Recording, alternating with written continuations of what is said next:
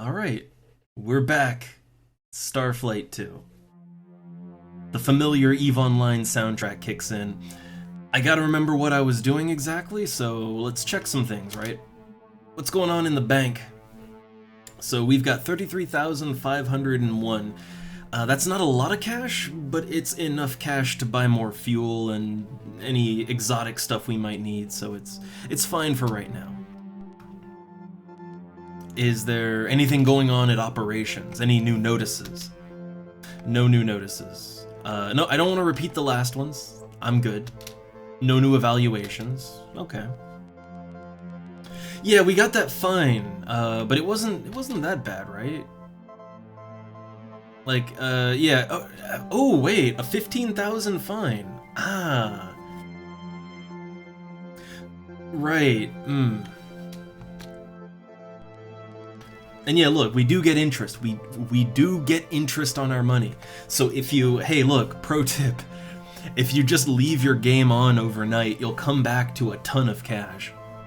You know, only like 100 years will have passed in the game, and you know, that might be a problem, but still. Alright, so, okay, ship configuration. I just want to look at what I have. So we've got class 5 engines, class 5 shields, armor's a little low, but that doesn't matter. We've got class 5 missiles, and that's all that matters. We've got the big fuck you missiles. I know, I was supposed to grind more, but I didn't. But I don't think we have the best missiles, we have the best of everything that we need. And I think we have fuel. Wait. Oh no, we only have 10 units of shinium fuel. We need to buy more fuel. I thought we were good, but okay, I'm gonna have to buy fuel from the Tandaloo, I guess. The Tandaloo that are south of us, though, they have those electric balloons. The electric balloons sell pretty well.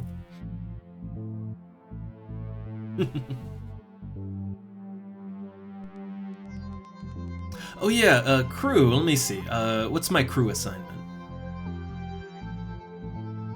Ah, yes, right, I got Robo-Double. Right, yes, we got Robo-Double. I think I tried to replace... Yeah, I tried to replace, like, all of the human crew members with robots or just something else, right? Yeah, like we have Dr. Dino as the science officer, and, because we found out, right, okay, so this is, I was going to farm, but we didn't. The reason is because, the planet that's really good for farming, it's in the nebula, and for some reason, only humans are affected by the madness of the nebula. Like not even the Dweenal is affected. So, only humans just lose their mind, go crazy, start scratching their eyeballs out, right? Like, only the humans. It only affects humans, for whatever reason.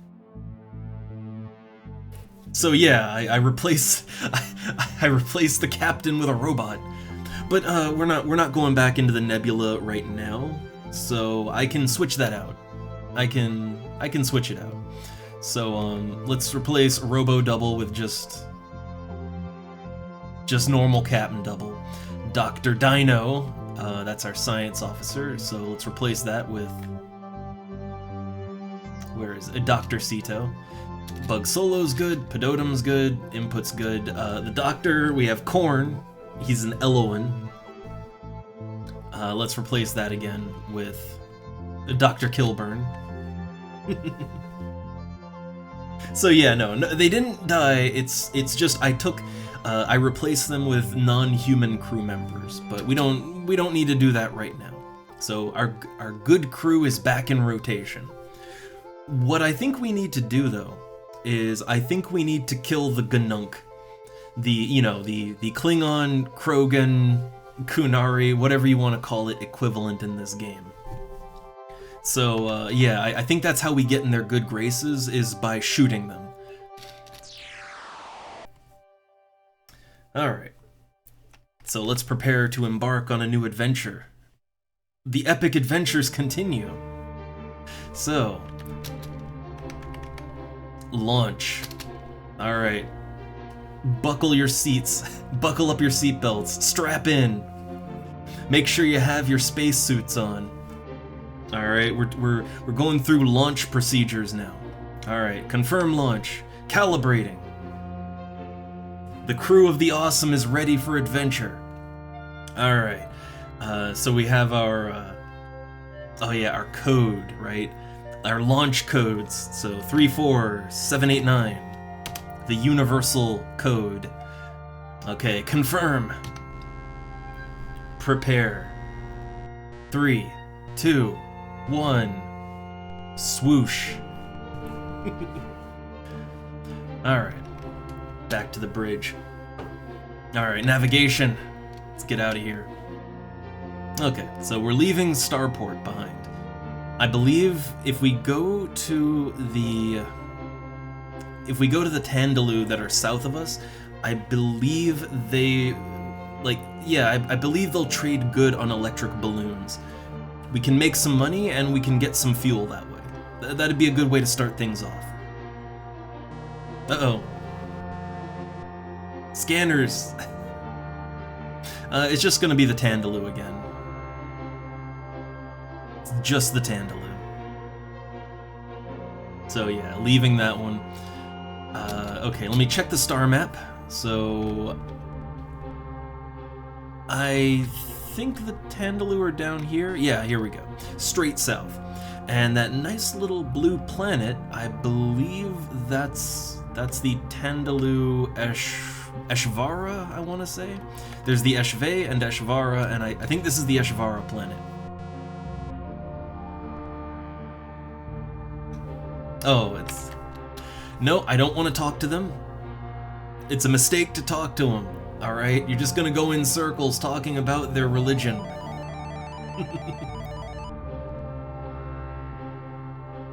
Okay. So yeah, this is the Tandaloo planet. I just want to check and see again what they actually buy, so I don't get anything I don't need. So culture analysis. The important part is, well, they sell Tandaluvian Happy Juice. That's nice. But yeah, we already got God masks for some of them. That's not an issue. Sticky fruit. Okay, so electric balloons and sticky fruit. That's what they buy. Okay. So if we see those two things, we scoop them up. Alright, let's land. A good spot for collecting life forms and also doing trade would be kind of in a bit of a mid-range as far as elevation goes. You know, a nice mid-range. Take us down.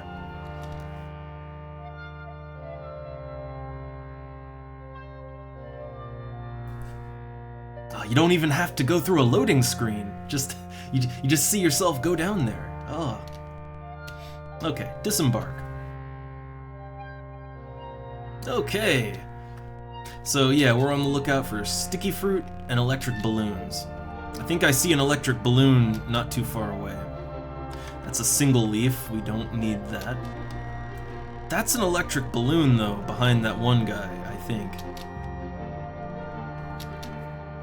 Yeah, that's an electric balloon. It's avoiding capture.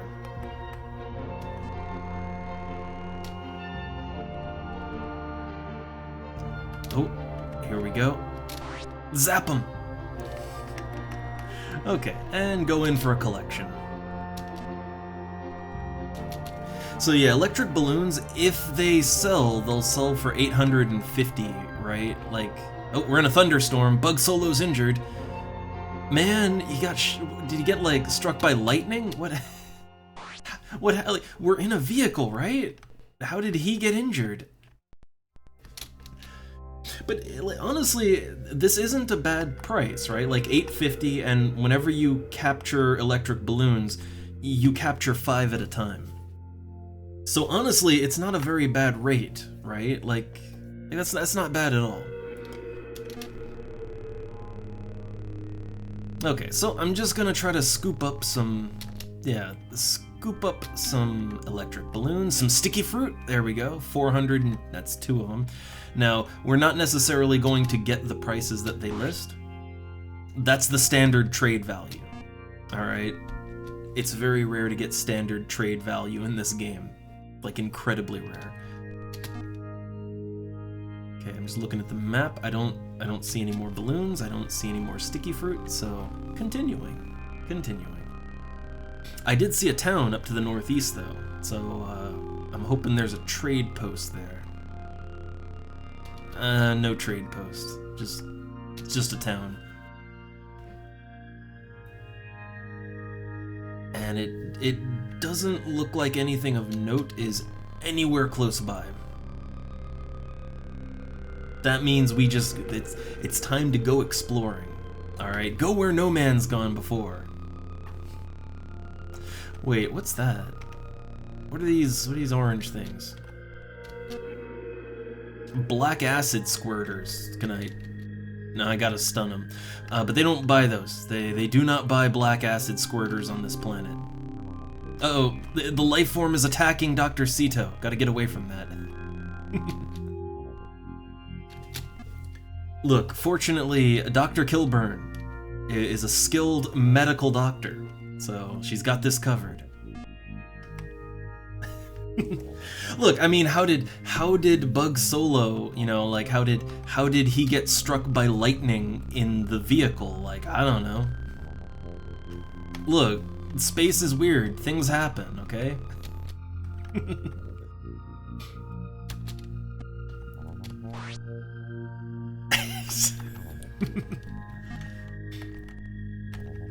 Alright, so that's a single leaf. Alright, more electric balloons. Unfortunately, there's a lot of life forms on this planet. Alright? Like, I mean, a lot of life forms. And they mostly sell okay. Not the best, but they mostly sell okay. Yeah, no trade post anywhere. Not a one.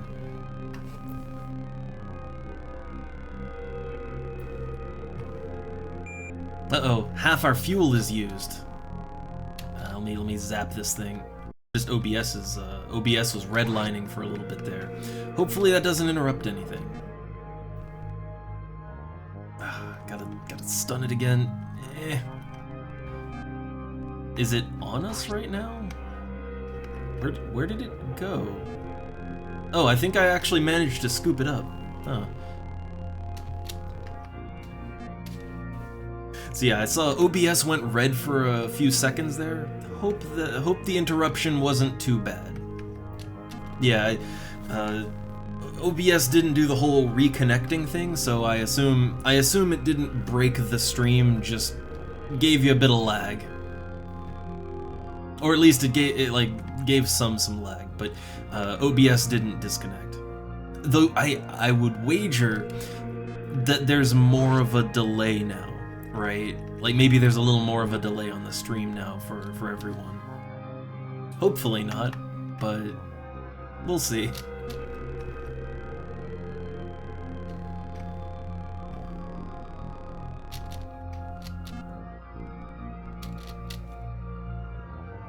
Yeah, so if you get buffered, just refresh. That should also fix any delay issues too. Alright, so time to trade with the Tandaloo. Alright, so yeah, they're makers of the rare Tandaluvian Happy Juice and teachers of the One Truth. Well, that's nice. So, okay, let's see what we can sell. They do not want to buy anything that we have. Like, none of our specialty goods. Oh, hey, we already had... we apparently had 5 electric balloons just in the ship. Okay, so he'll take it for 780. I think 850 is the standard trade value, right? Like 850 is standard, so how about 900? Nice! Look at that. We are selling over the standard trade value. And if I was a little more industrious, I might have been able to go even higher than 900. So I kinda should have pushed him a little more, but This is fine.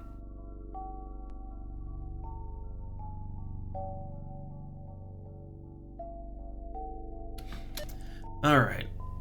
So now I gotta sell the rest of the stuff I have. I have so many trade items that I got so many trade items, I honestly might want to just dump some of it first. Like, so that my list doesn't get so goddamn long, right? Okay, 257, how about 400? Okay, we're pushing the value up. How about 375? Okay, so I got almost 100% STV. Almost. Almost. Yeah, no, it's standard trade value. It's nothing wrong here.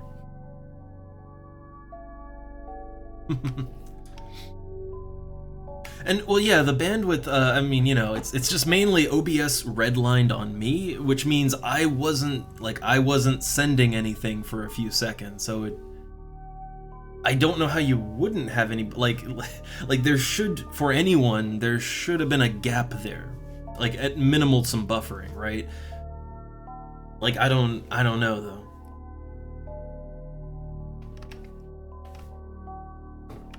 Alright, so I got 30 of these things. I'm gonna sell them for 900 each. So we're at 41k. Let's see what we're at now. Nice, 68k. Honestly, electric balloons are pretty goddamn nice. Pretty nice.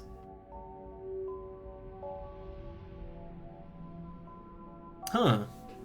I guess for me, I don't quite get it, because, I mean, wouldn't there just be a period where nothing was transmitting from me? So there would just be some dead air there, right? Like, some buffering would have to happen, like, for anyone, right? I don't know, though. I guess, I don't know these things. That said, I didn't redline for too long. I lost, apparently 956 frames were dropped in that little period. Alright, so okay, we need fuel. We need fuel badly. We're gonna do a lot of exploring. So, honestly, we might wanna, we might wanna farm up a few more electric balloons. The thing is, we need to go check out the Ganunk, right? And the Ganunk are in a bit of a weird place in space, if I remember correctly. So we want to have a minimum of 50 fuel, but really ideally we probably want more like 100. That's gonna set us back, right? How about this? We get around 80, right? How about that? About 80 fuel. The thing is, we still need to buy the artifact, right? There's gonna be an artifact we have to buy. So we probably want a minimum of 30k, right? Like an absolute minimum of 30k. Well, we're close, right? We're pretty close to that. So keep on it, right? Like let's do another run collecting electric balloons. It seems to be working out well for me. And I do have like I do have those 8-legged rhinos, right? Like, we could swing by that one planet and do some trading there. We could do that.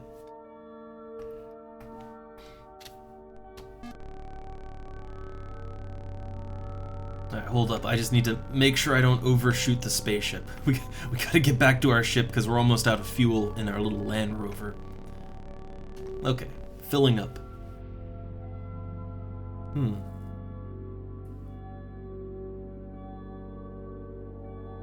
Huh, interesting.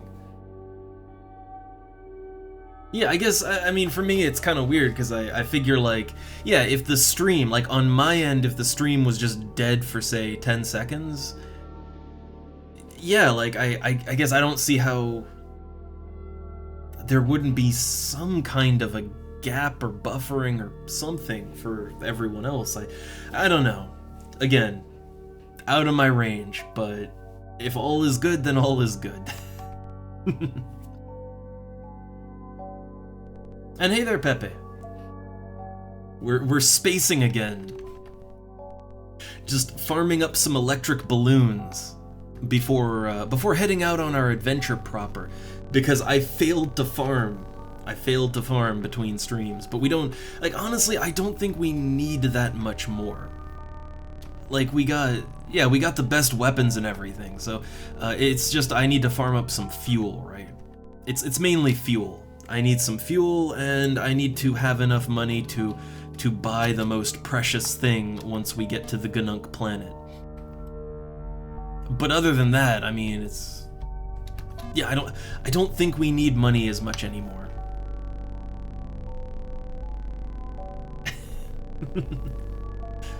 Well, hey, UL, like, look, I can get behind a good space project.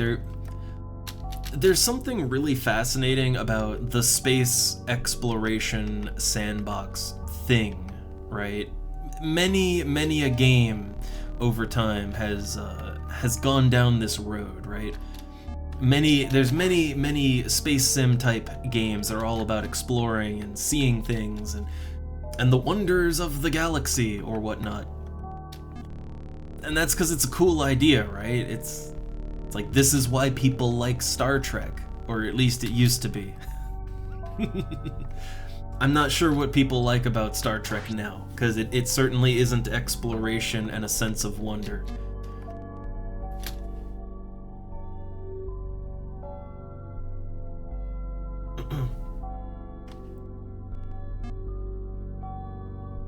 But yeah, I think the idea... so here's the thing, right? The thing about a lot of space simulation games, because we were talking about it earlier, right? And the genre is quite wide. There's a lot of different types of games in the genre of space sim. They range from more economic management sims with, you know, that focus more on the spaceships and stuff. There's more dogfighting simulator type of things. There's, like, every space sim tends to kind of focus on a different element of space stuff. But I find what many of them don't really care too much about is the things that would border more into RPG, right? And this is kind of like the thing that a comfy Starfield type of game would do, which is more RPG, right? Like more, this is my crew and this is our adventures, and, you know, not too many space sims really go into that part of it. They tend to be more focused on, yeah, the more simulative stuff around spaceships, right? Like buying and selling, making space stations, colonizing, trade routes. You know, they tend to be more focused on that, right? For me, I guess if I was thinking of some ideal space sim, right? I mean, honestly, something like No Man's Sky would be ideal, but maybe with more of a focus on the crew and, like, yeah, more RPG stuff, right? More so. But I like the simulative elements of these games. So I'd also want, like, strong, I don't know, the ability to colonize a planet, you know, settle people on it, build up cities, make space stations. I want all of those elements, but then also with the RPG stuff. And I know the scope of that would be crazy, right? But that, I guess, if you wanted to get me hyped over any kind of space game, like, it would really have to have that large scope, right?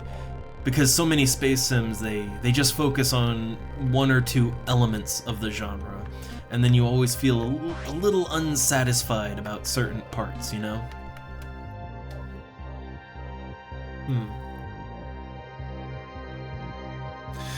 Input. Yeah, the wildlife seem to, like, things seem to respawn when you go back to the ship. For the most part, things seem to kind of spawn as you move around in general. So if you keep moving around, you can keep finding stuff. You don't have to, like, get up and move. Certain things in the terrain seem to be static. Like, when you discover a trade post or a city or something like that, those are static. But the wildlife, yeah, that seems to spawn just as you move, which is a good thing. It means it's easy to farm materials, you know? Alright, let me trade here. I want to see how much we're making. I want to leave this place with at least 30k, but really ideally more like 50k, right? I'd like to leave this place with about 50k in my pocket. And I think that would be good, right? Like that would be enough money that we can probably buy any artifacts that we need to find. And we could probably also buy, like, you know, we could buy more fuel if we start running low on fuel. Like we should be okay with 50k. And yeah, the environment, honestly, the environment on this planet's kind of rough, but the loot's good. Like 900, right? 900 shinium points for each electric balloon, and you capture 5 of them at a time. Yeah, look at that. I already have 50k, right? Like, you know, the 8-legged rhinos, I thought those were amazing. And I think the 8-legged rhinos are probably they're probably the fastest. But just farming electric balloons on the Tandaloo planet, like, honestly, it's working. It's working real good. But yeah, I think we're okay, right? I think with about 80 units of fuel and 50k in our pocket, I think we're okay to do some space stuff.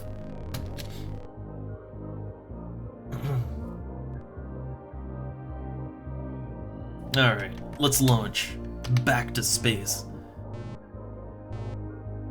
Farming complete. So, I mean, honestly, I think just going to the Tandaloo planet that's directly south from Starport and just farming electric balloons, honestly, it seems like good solid income, right? It's not the fastest, but it works. Works pretty good. And it's easy. That's the main thing. It's super easy. Alright, so let's go back to space. And next step is gonna be a little hard. So we need to find the Ganunk. I think we kind of have to ride the wormholes, right? We gotta go wormhole time now. And there's a wormhole right here. I'm just gonna save my game real quick. And yeah, save game and resume. So let me look at my notes. So the Ganunk planet is at 159.30. Oh. This would be the Tandaloo. Alright, so 159.30. We need to chart a course. Okay, so 159 and 30. That would be about here. What's the... Okay, so it's that little brown star right kind of northwest of the crosshair. I'm trying to think what the what would be the fastest way to get there? I think it would probably be to ride the wormhole, right? Like, I think going down here to about 2954, and then we ride that wormhole, pop out, and then we just go straight east. I think that would get us there the quickest. So 2954.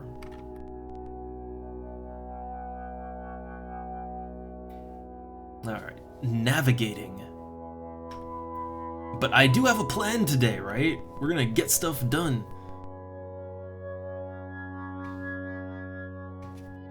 Oh, nice. Cito has to go do a deep dive on the programming stuff. I mean, UL would be the one to ask, I guess.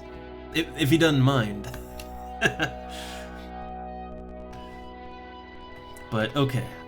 So we're out in space, and then it's 159.30, so straight shot east. So 30, 159. Now, here's my understanding. If we run into the Ganunk, so my understanding is we have to approach them hostile with our weapons up, our shields up. Like we have to approach them as if we're gonna fight, and I think we do have to fight them too. Like, I think the idea is that we need to prove ourselves as warriors. Because God knows they just shoot us first thing, right? And the Ganunk are actually, they're more hostile to you if you don't have your shields up and your weapons up. Like, they're more hostile than if you have those down. Gonna save again. Like most races in this game, yeah, I'm just gonna raise shield, arm weapons. Yeah, most of the races in this game, they'll react to you more hostile if you approach them more hostile. I don't think the Ganunk operate on that principle. Okay, I detected at 1-1, so like right here. Right? Oh, don't we have like an encounter scanner, don't we? Hold up. Which one is that? F6? No, that's the wrong one. F5? F7? F8? Function not available. F4? I don't know what our hold up, maybe we have to be on this, right? F6? F5? There we go, we can see all the encounters in space now. And I think we have a wormhole scanner too. I forget which key is that, but we've got a wormhole scanner. But it looks like they're directly south of us. Interstellar south, that is. Here we go. Let me just maneuver a little bit. We're being scanned. Oh, they are just immediately attacking. Just immediately. Oh my god, look at all the bullets. Okay, combat. I'm in combat mode. Shields are down. What? Our shields are down somehow. Oh shit, took massive damage. Shields operative. We're dead. Man, okay, I just got destroyed. Let's try that again. Let's try that one again. I think we just have to start shooting them immediately. Like, don't even bother, right? No questions, no nothing, just, you know, don't waste time, just start missiling them immediately. I think that's what we gotta do. Okay, shield up, weapon up, and we know they're around here somewhere. Oh, World of Horror. I mean, I don't know. Would you rather do World of Horror or continue with XCOM? I'm down for either one. Yeah, I think what happened is they somehow disabled our shields and then they disabled our engines and we were just, yeah, they shot our engines out and we were just dead in the water. So, easy fodder with no shields, right?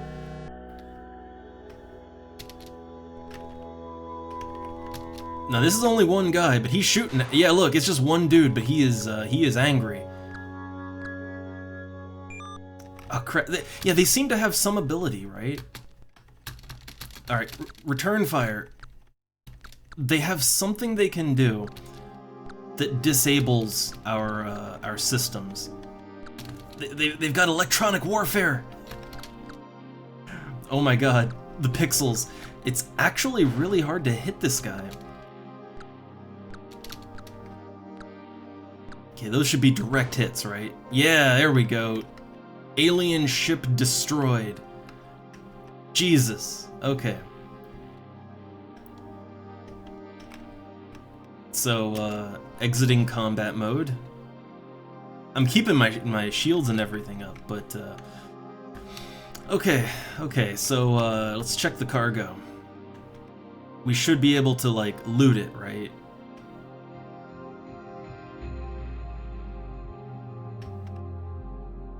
Wait, is this... This is ours, right? Hold up. I need to, navigate over here. Maneuver. Ready to pick up debris. Okay. I was thinking, like, that's a lot of shinium to loot. No, that was our shinium. Yeah, that's our shinium. Where's the loot on the ship? Where's the... here we go. Here's the debris. Okay, so the debris... Oh, hey, they've got Endurium. They've got Endurium. Endurium was the fuel that was used in the previous game. Like in this game, you use shinium in your ships, but yeah, no, they trade in Endurium. Okay, nice. They've also got some chromium. I'll take that.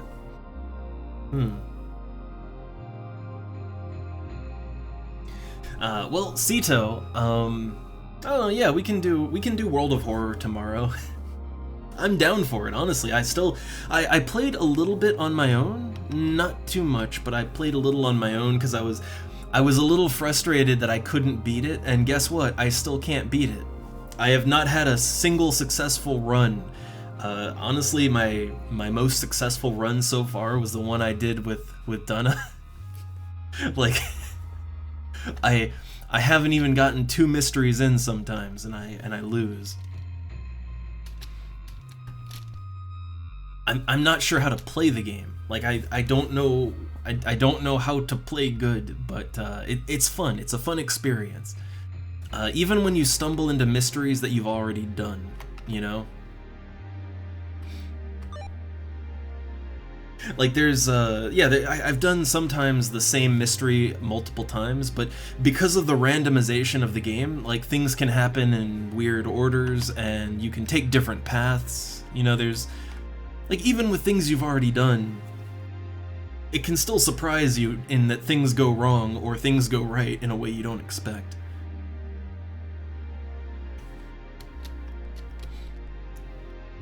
Alright, so I think let's go into the Gnunk system, right? I think this is their system? No, this isn't it, right? Or is it? Is this their planet? No, it is not.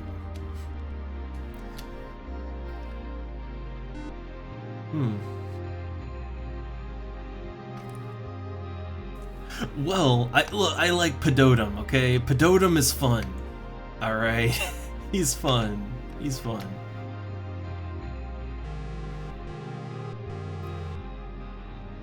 Oh god. Can we initiate combat like right now? Like we need to break away. Leaving encounter. Okay, I mean honestly, leaving that encounter was probably for the best. I'd like to have my shields up though. I would very much like to keep my shields up. I think shields up is the way to go here. Alright, this is Gnunk space right here, I think. So, do we go in, or... I think let's go in so that we're not wasting shinium, right? Like, we're wasting fuel out here. Okay, system scanner is F6, so yeah, we can detect all the little blips, right? Yeah, there we go. Alright, mainly I'm thinking let's engage, right? So we know that there's some right over here.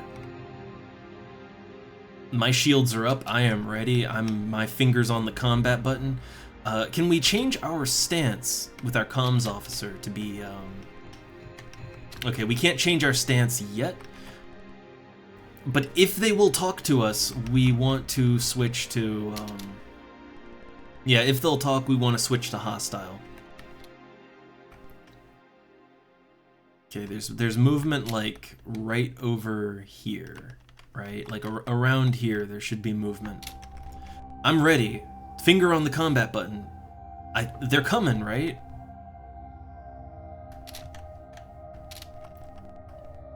Like, right here, they're coming. I want to engage in combat.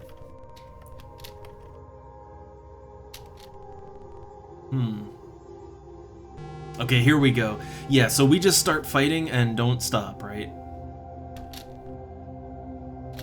Yeah, just start zapping.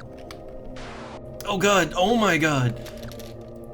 Like, every hit just annihilates my shields. Oh god, they hit so incredibly hard.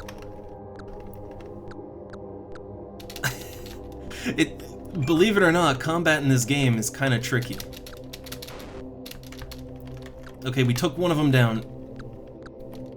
You also don't have a whole lot of control over what you're shooting or where or how. You hit the space button and it fires at the nearest ship, right? But other than that, you just kind of... Yeah, you just sort of have to... Yeah, look, I'm just mashing that button, trying not to get shot. Oh, that was a close one. That was a very close one. Ooh, we took another hit. Missile class 10! Missile class 10! Oh god! Every hit is lethal. Two of them taken out. I don't think we can or should run though. Okay, another one taken out. Whew. God, combat in this game is sweaty.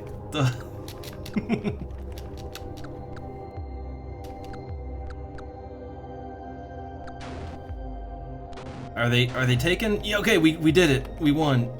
Oh dear lord. Okay, let's let's disarm. Let's disarm. Yeah, War of the Squares. It's like playing an Atari game. Okay, alright, so, first off... I mean, wait, does that eat my shinium, actually? So all of our systems have taken some damage. I think we can repair our ship with materials from the other ships, I think? Like, I know you can use minerals to repair damage. We haven't been doing it so far, but it's a thing we can do. So, okay, let's cargo. Like, has my shinium gone down? Oh, I only have 67.9 shinium. Ah, okay.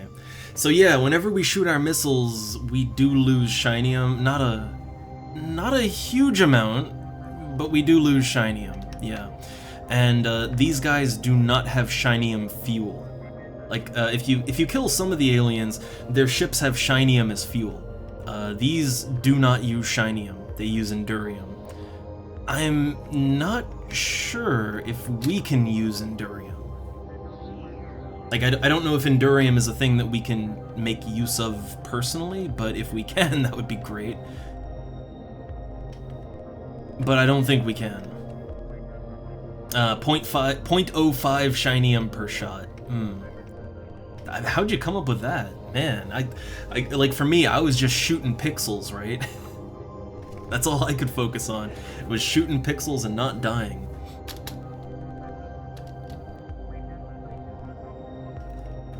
Alright, so yeah, I'm just gonna loot as much as I can. Ah, I see, the energy... Ah, right, the energy levels. Right.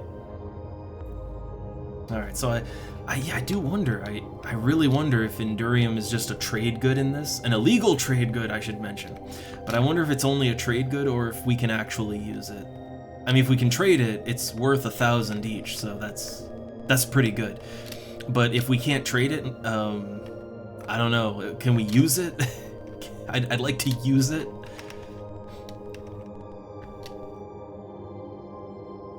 Because in the first Starflight, which we didn't beat, right? We did not beat the first Starflight, but we did play it a good amount. And in the first Starflight, shinium wasn't a thing, the fuel was endurium, and it was sold by Starport actually. Like you could just get you could get endurium fuel anywhere. But in this game, they kind of established that endurium, for whatever reason, is outlawed. Like it is illegal to have or use endurium. Which means the Ganunk are especially kind of outsiders, right? Because they're using this different fuel type. Now, I'd figure if anybody would buy the Endurium, it would be the Ganunk, right? And if they buy it, yeah, that's good cash right there. Okay, so I've looted all the materials. We have a lot of damage on our ship. Not a ton, but our missiles are just one hit away from being disabled. Like, yeah, can we repair this damage? Engineer Pedotum! Damage report. Okay, well, we can see it. Repair it, please. So the engines, current functionality operative, estimated time for complete repairs 2 minutes. Huh. Like, can I still move while I do that? Well, okay, so our missiles have taken quite a lot of damage. They're only at 35% efficiency. Can we fix that? Beginning repairs on missile launcher. Oh yeah, look at that. Look at that. It's, okay, Pedotum, he's coming through. Ship engineer. Commander, we need 4 cubic meters of molybdenum for repairs. Ceasing repair. Oh, crap. Can we repair any of the other damage, like the shields? Oh no, we need 4 cubic meters of promethium.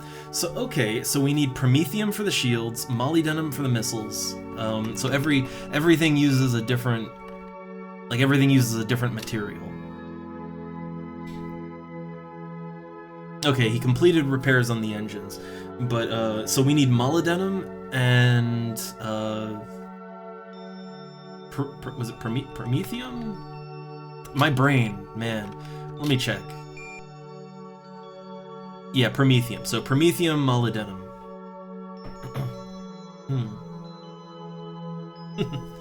I know, see, now it's like, oh, we should have been mining this whole time. God damn. We should have been mining. What a fool I've been. I thought mining was useless. But no, clearly mining is not useless. Clearly, we're gonna get a whole lot of use out of it.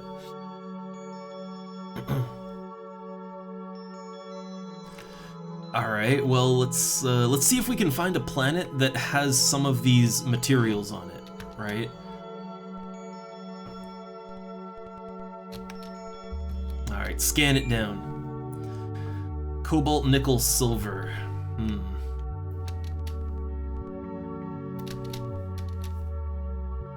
Also, I'm pretty sure we already did the planets, like for planetary logging purposes. I think we got all the ones in this system.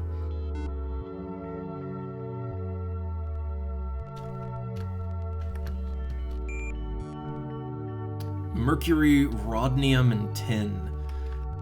Ah, man. Yeah, I was really hoping. I was really hoping that that at least somewhere here would have the metals I need.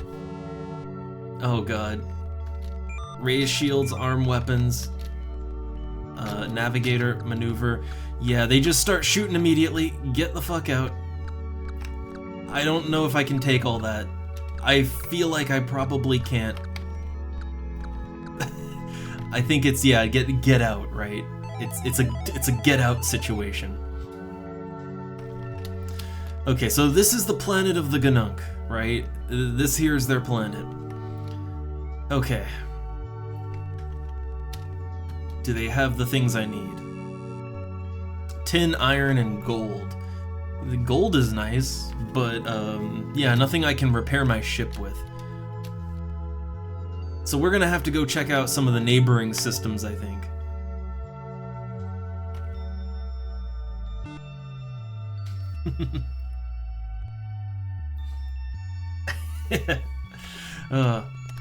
Alright, so please have some of the materials. Promethium! There's promethium down there, and there's a 91% mineral concentration. Let's go down. It doesn't have everything I need, but we do need promethium. So, okay. Take us down. We want a nice, good mining spot. Descend!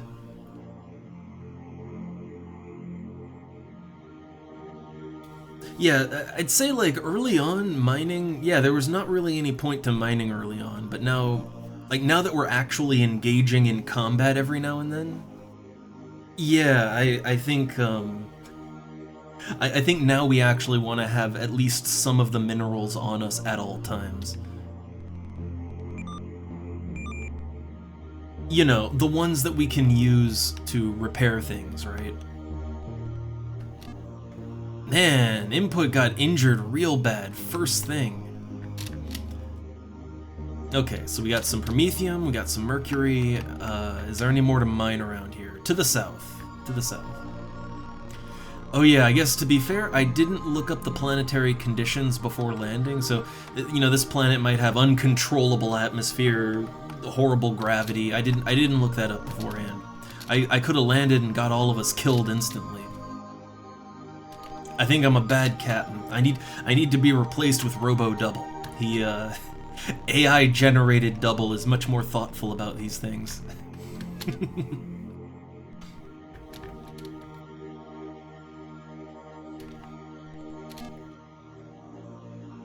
Alright, and there's a bunch just to the east of the ship.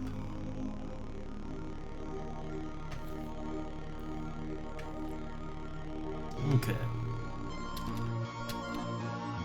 Tin. I don't know if tin is used in ship repair, but I don't know. Let's take it, right? Why not?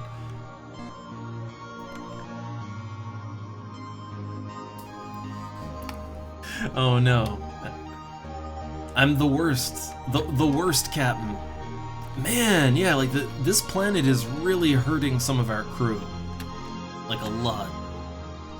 Alright, some more promethium. I don't know, that's enough promethium for right now. We can that's for our shields, right?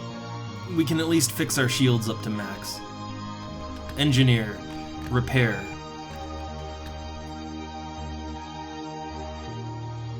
Are we repairing? I guess we're, I don't know, I guess we're repairing, I don't know. Let's launch up into space. So we need to fix our missile launchers. We need molybdenum for that.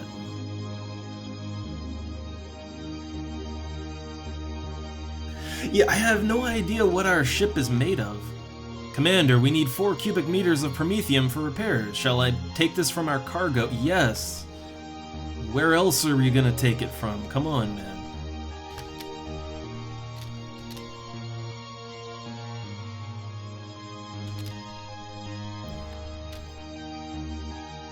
Repair completed. Okay, so we don't have to stand still. The engineer can repair even when we're on the move, he can still fix things. All right, I'm saving a lot here because these guys are really dangerous.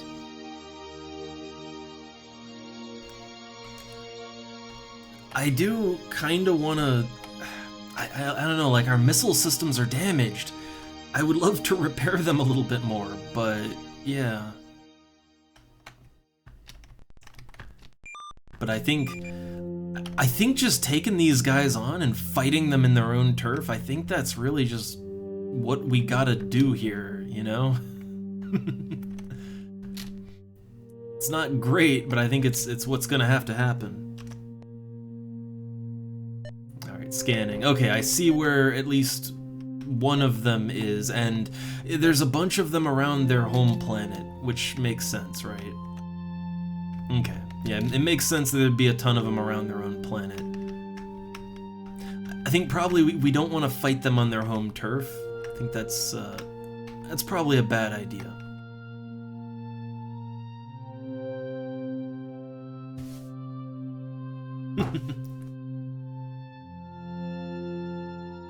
Yeah, I'm hoping the kills accumulate and it's not like we have to kill a bunch in the same encounter.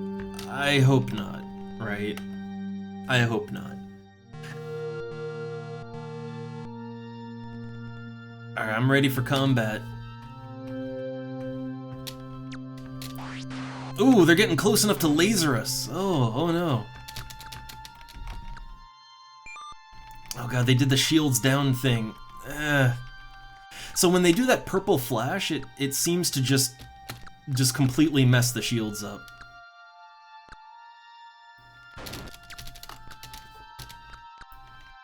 Yeah, so purple flash means shields down. They have some kind of disabling technology. They also like to scan us a lot.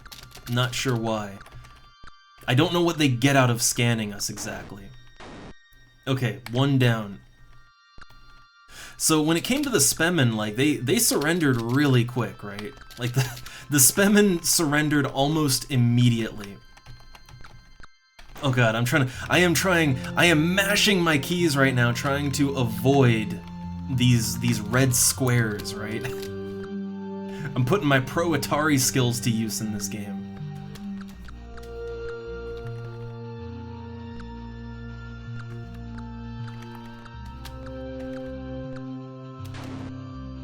Okay, took him out. Yeah, I assume that at a certain point, they're gonna stop just shooting at us instantly, right? I'm assuming at a certain point, we can just talk to them again. I assume. I know, right? Yeah, it gets a little bullet hell, honestly.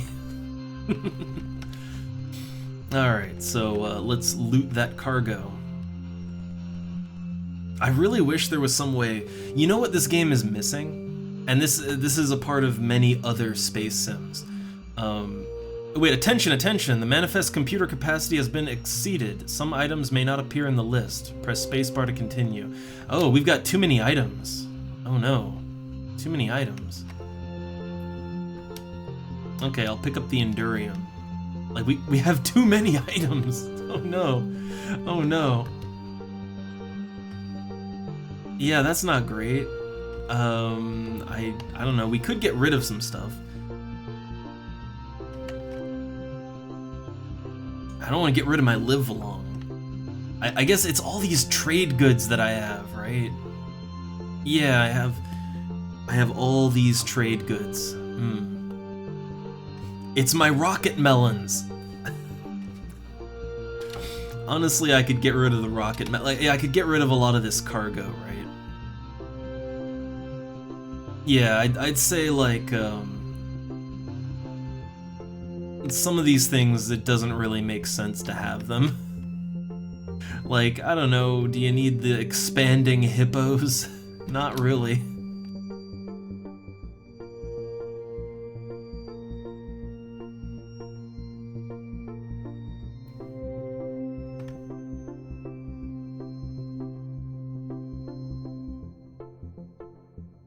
Yeah, so I'm just gonna get rid of some of the life forms that we've been carrying, because, yeah, life forms. I feel like those humming rocks have to do something, right? I feel like they gotta do something. But yeah, I'm just gonna get rid of some more of these, more junk items. Yes, we just jettisoned a hippo into outer space. Exactly.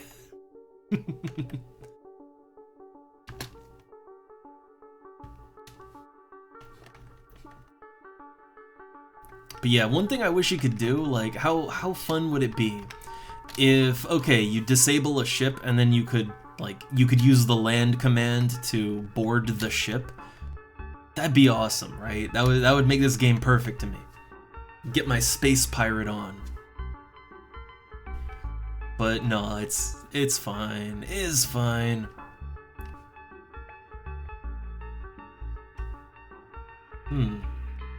We do need chromium, right? Chromium is used for something, I think.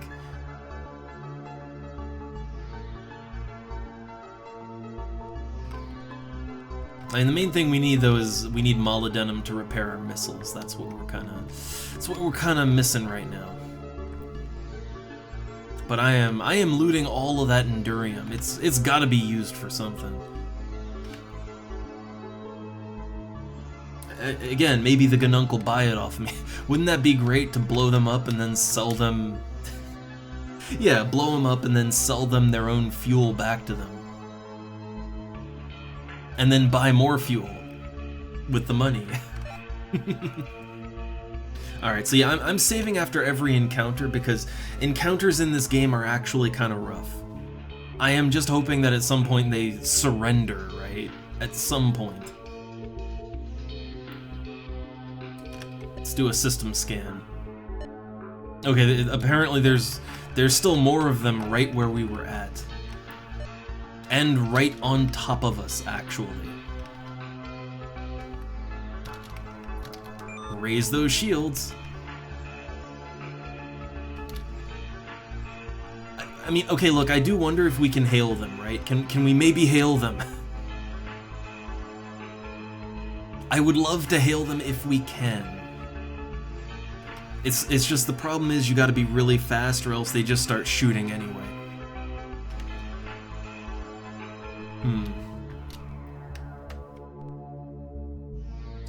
Okay. There's supposed to be an encounter here. There we go.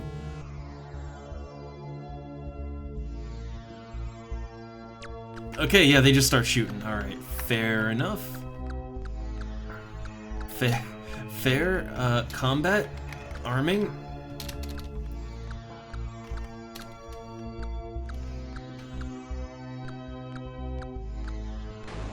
Alright, direct hit. Okay. It takes like between 2 and 3 shots to kill them, I think. Okay, one down. Oh god, it's actually turning bullet hell now. Need to get some distance. Shields are operate. Okay, shields are up. No targets. Let's fix that. I'm also trying to get a handle on the controls. It seems like if you you can hold the button down to move. But yeah, if you shoot, then it sort of, I don't know, if you shoot, it kind of stops you from moving. It's hard to get a handle on. Padotum, not now. Padotum, I don't have time for you. Man, they're actually fairly good at like adjusting their shots to track you. Like they're legit actually good at that. I killed all of them except for one. Can I hail them or something? Like they're scanning us, but can we can we hail? I don't think they want I don't think they want any talking.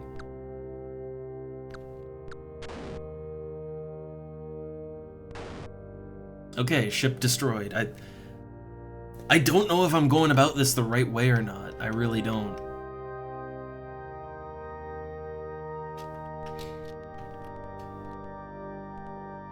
Ugh. Mainly the combat is just it's just hard to get a handle on, you know? It's not necessarily bad, it's just it's okay, it's hard to describe, right? Like if you hold a key down, you'll move, right? You hold your arrow key down, you'll move. But the moment you shoot, you stop moving dead in your tracks, and you don't always continue auto-moving by holding down the key. Sometimes you gotta tap the button, right?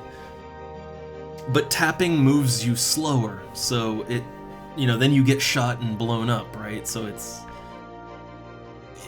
just hard to get a handle on. That's all I can say.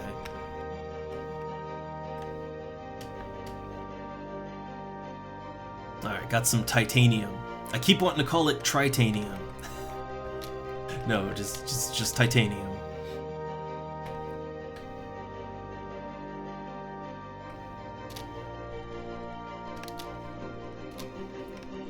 And I was kind of hoping that some of their ships would have molybdenum, but I guess they make their ships out of whatever they make their ships out of, right? Like, if they don't make their ships out of molybdenum, they wouldn't have that.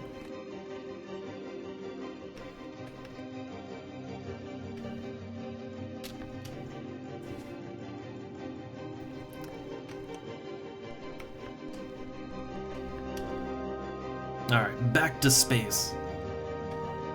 I haven't been keeping a good track of how many of these guys I've killed. How many of them have I blown up so far? I honestly don't know.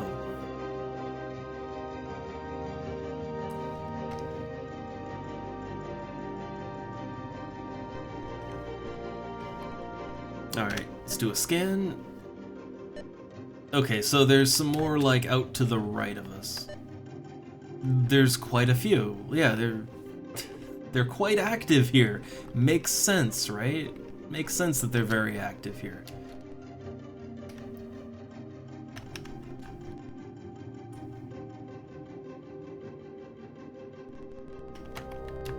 Yep, raise those shields.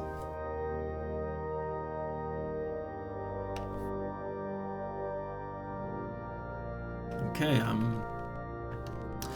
I'm just waiting. Just waiting for it.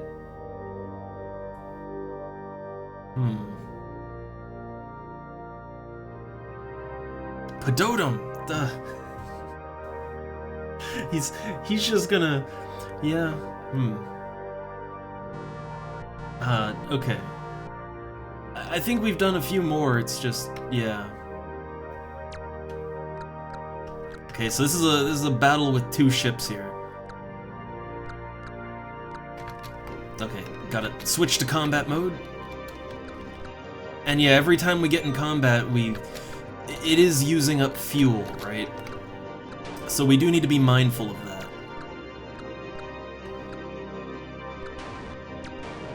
Okay, one down. Like, I don't want to use all my fuel up and get stranded out here, but okay. I think we're good. Yeah, I guess we've killed at least 11. I did kind of, like, I myself was a little lost for what to do next, and there is surprisingly not a lot of documentation about this game. Or is that surprising? I don't know. But yeah, there's almost no documentation out there. Like, not even people talking about it. But what I did catch was some people just, yeah, some discussion about this game, and apparently you just have to destroy a certain number of them, and then you should... like, something should happen. They should recognize you as a warrior, right? Like, that's all I know, is that if you kill enough of them, something will happen eventually.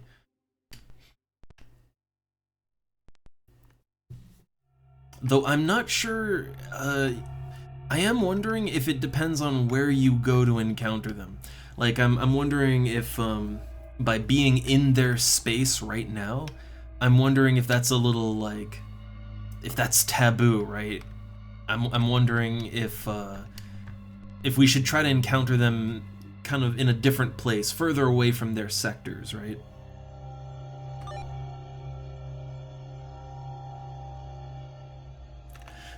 I mean, look, they do respond to hostilities, because we actually did get to speak to the Gnunk at least once, right? We did get to speak to them, and yeah, when we spoke to them, they I don't know, they didn't like it. They did not like it that we didn't have our shields and weapons up. They didn't like that we were being friendly. They wanted hostility. Like, they wanted it.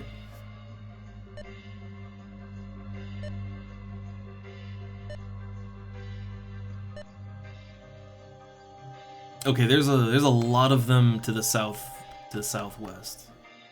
Like a lot. Get those shields up.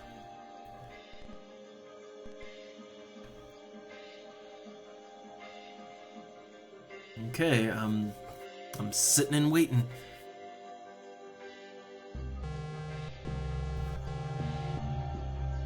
And again, I would absolutely love to just sort of initiate the talking, but oh crap, I went a little too far out. I was trying to maneuver to the combat button, but like normally you hit space and then that kind of like hitting space is what sort of locks you or unlocks you from a choice. Also enter. Enter also works, but yeah, I was hitting space and pushing down because I want to get some distance. It just kept going down, right? Instead of talking, or not talking, but you know, instead of switching to a different option. I would like to try to speak to them, but I'm not gonna try to speak to them in the middle of them, right? I'm not gonna do that.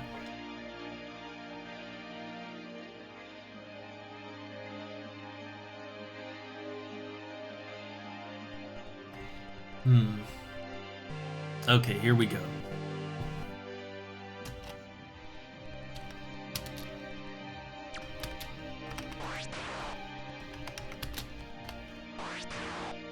Yeah, see, look, that's what happens. That's what happens if I'm a little, like, if I'm trying to speak to them, right? Yeah, if I try to speak to them, I just sort of leave myself wide open, and then they shoot me.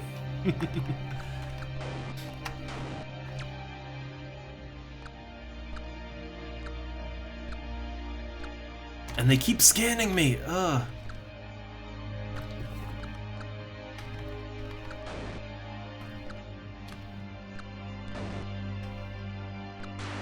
Oh my god, I can't move good.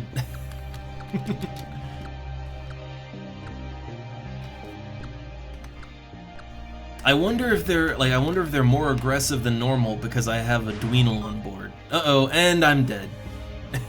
Yeah, see, like my mistake was that I was trying to communicate with them first, and no, that was not a good choice. All right? That was not the correct choice.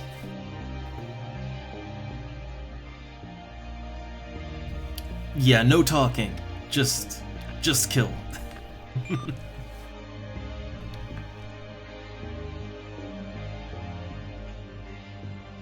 I do wonder, yeah, like I kind of wonder that, right? Like I wonder if they have problems with the Dweenal.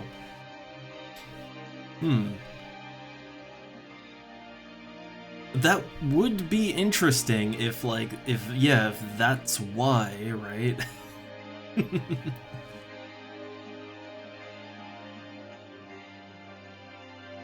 I mean, we could always make another engineer. You know, we could bring someone else in and leave Pedotum back at Starbase. Mainly, I thought that having Pedotum on board, I thought, because, you know, the Dweenal are very tied with the ancient precursor race, right? So I thought having a Dweenal on board would maybe give us an edge with that kind of thing, but yeah, I don't know about that.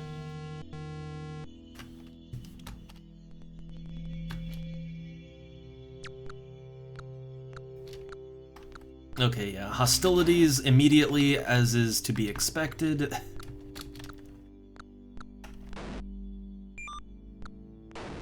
Okay, one down, one down. I would very much love to initiate the conversation here, but yeah, I don't think that's happening. Okay, destroyed. I know, I want Krantis back. Krantis is just, I don't know, he's off on the Dweenal homeworld now. I don't know. He's lost. He's done. Alright, so back to the bridge. Let's check the cargo. These ships, yeah, I need molybdenum. I need some of that, but yeah, just tons of Endurium. They have tons and tons of Endurium. And I guess the chromium is worth something.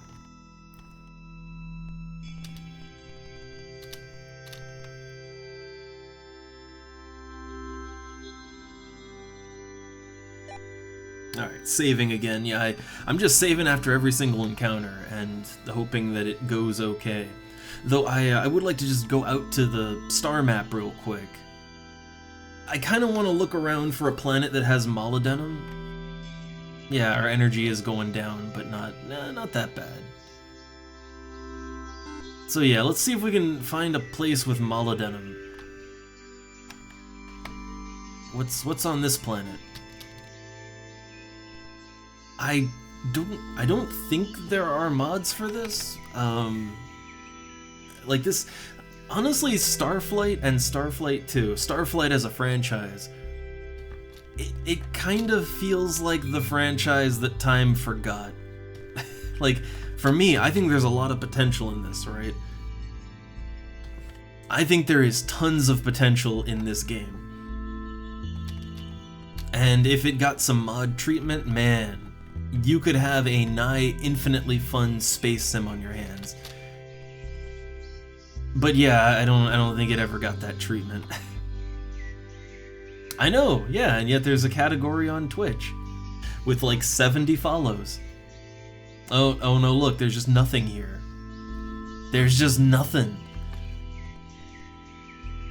I honestly can't remember, did we ever hit that green planet or that green star over there? Did we ever go there? Oh no, we need nude Dweenal mods. We need it. Oh hey, there's a okay at 159.22. There is a yellow star down there.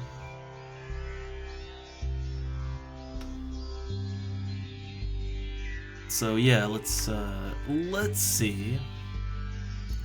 There's some molybdenum down there. Well, there's a lot going on. Were there any sentients down here?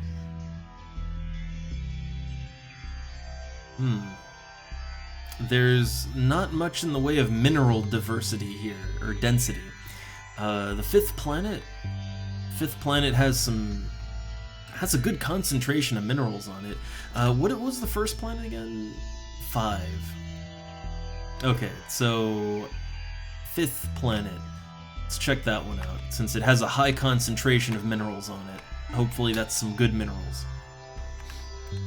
Oh yeah, I should scan for wormholes. True, very true. Alright, scanning. Nickel, lead, magnesium. I need molybdenum. I guess I should make a note of places that have molybdenum now, right? Like yeah, since that is a component for our missiles, I guess I should make note of places we can get that. Cause yeah, none of the planets I'm checking have it.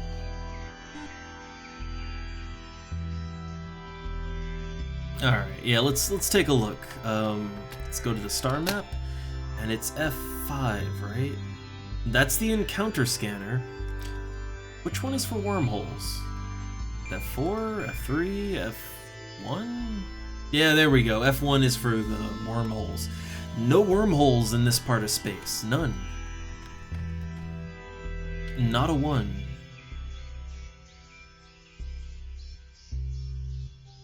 Alright, well, I guess we didn't... So there's nothing around. Like, there is literally just nothing around here. Great. We're kind of in a dead zone in space. I mean, I guess the Gunung killed everyone. I guess we can assume that, right?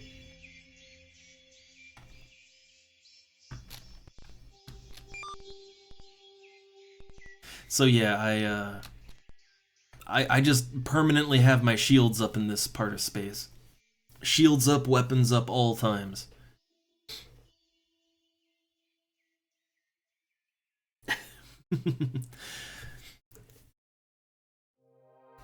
Oh, Sito. Deep cut. The deepest to the soul. I don't know, like, there's a couple, right? There's a few out there. I can't recall them offhand, but I'm sure there's, you know... I'm sure you can name one.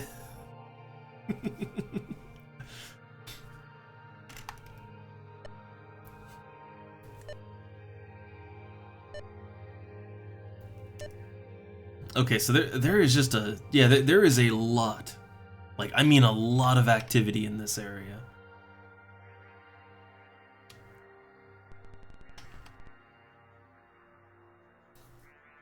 I'm ready for combat. But the combat ain't coming to me. I think I have to be in maneuver mode in order for combat to initiate. I think.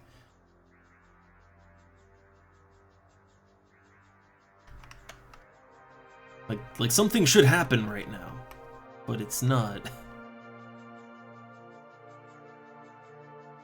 Hmm. Where are the little orange blips at? Here we go. Okay. Okay, this is an encounter that I can deal with.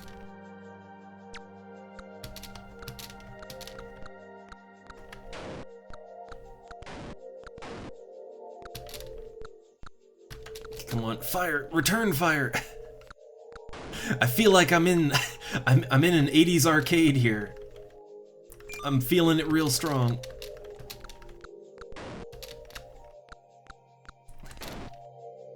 Look, I'm square strafing, okay? I'm square strafing around the green squares.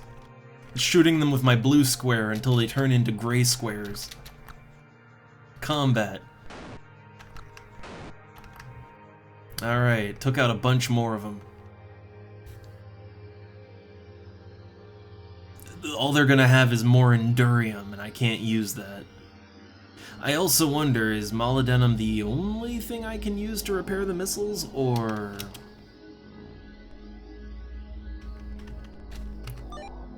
I'm kind of wondering if you can use multiple material types to do a repair. I'm wondering.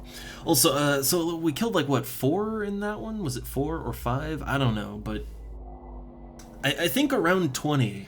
I think around 20 is how many I have to kill, I think. I feel like we're getting there. I feel like we can't be that far off from it.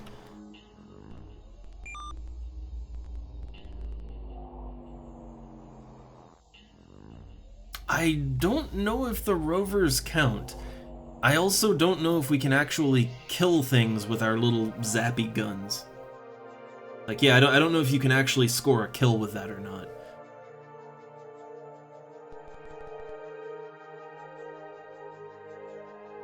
Because it is supposed to just be like a stun laser, right?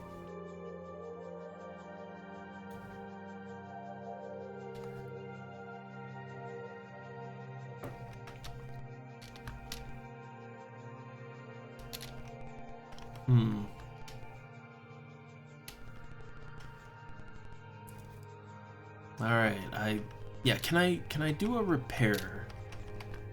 Can I repair my missile? Or does it have to be... Okay, it has to be Molybdenum. It has to be. Oh crap, I'm in the wrong menu and I'm gonna need to combat soon.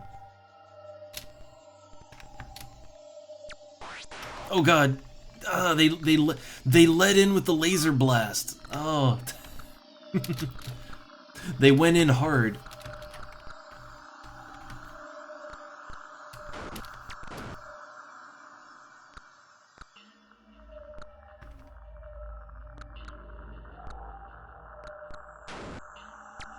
Look, it's zoomed in. Okay, we got him.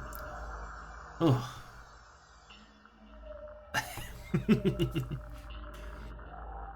Look, there's gotta be some advantage to having this Dweenal in our company. There's gotta be. Okay, disable combat. Alright.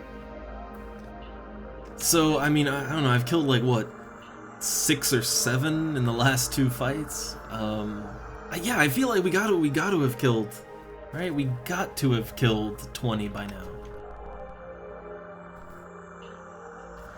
I'm not sure if we have to, like... I don't know. I'm wondering if maybe, like, having your shields up but your weapons down, I'm wondering if that would encourage them to speak to you. Like, always have that up, but not... You know, don't be 100% ready for combat, but just... You're defensive, right? Oh yeah, the gas slugs, which just make your crew all freak out and get lazy.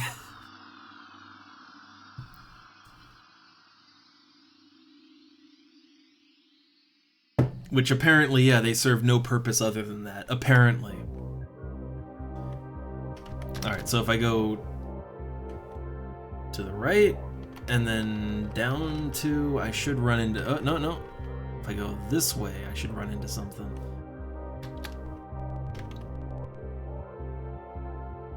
Okay, so at 1-2, there should be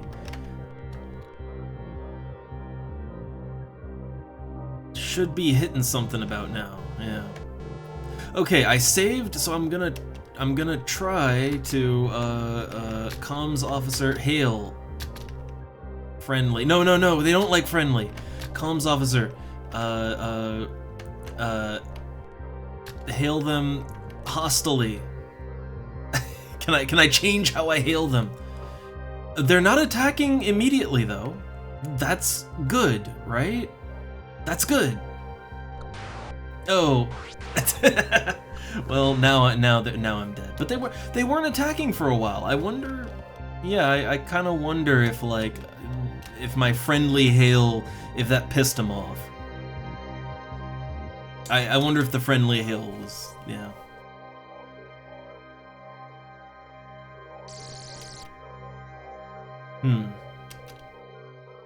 Okay, so I should be at 19 minimum.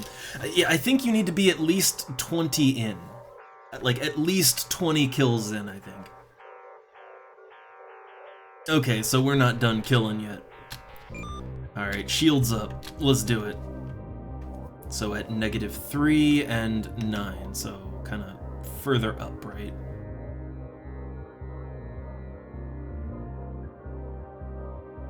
Zero, -8.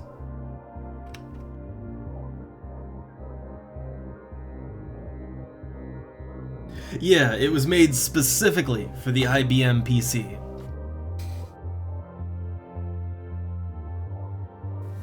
I need my Pentium 0.5.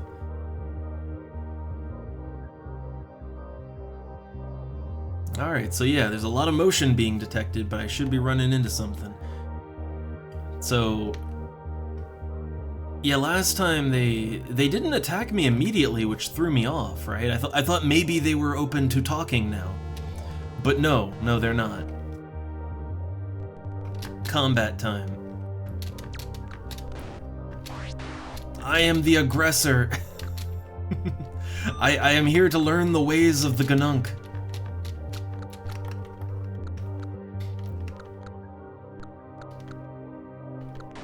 Okay, got him. Next target. Okay, yeah. So we should be over 20 now. Minimal, right? Minimal. And hey there, Vexus. We're shooting pixels in space again. I'm trying to get on the good side of the Ganunk.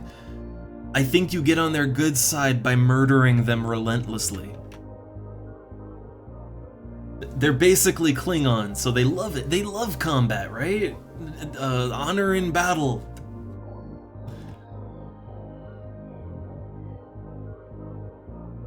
Yeah, that would be evil if it's got to be laser combat, right? It's like, oh man, I don't have lasers.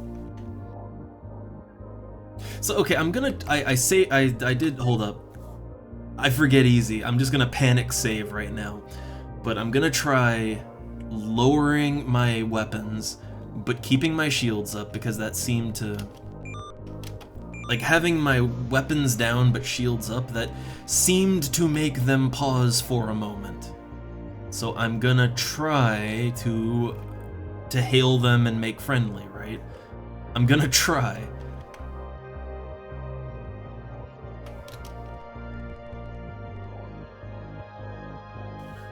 Now, I need to remember not to hail them friendly, they don't like that. And hail them hostile, right? They like it. So, okay. I'm waiting for the... I wish you could just engage them first, but you gotta wait for an encounter to happen. So, you gotta wait for them to engage first. Comms, hail, hostile.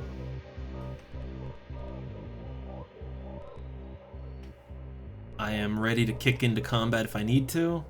Are they gonna answer? Do they want to shoot? What are we doing? They want to fight. Okay. Oh crap. I took some damage to... Oh no, my weapons aren't armed. I'm not armed. Oh god. The problem is that there is no time to do these things in combat. Like, in combat, it is so hard to change your options. It is so hard. Okay, arm weapons, combat. Start shooting now. Blue pixels, retaliate! Every one of them missed. Okay, try that again. Pedotum, stop! Pedotum, stop! Now, here's what I'm gonna try, right? Like, I'm gonna try to take one of them out and then see if the other one, like, maybe I can hail them after I've killed all their friends. I don't know. People like talking after you kill their friends, right? Hail hostile.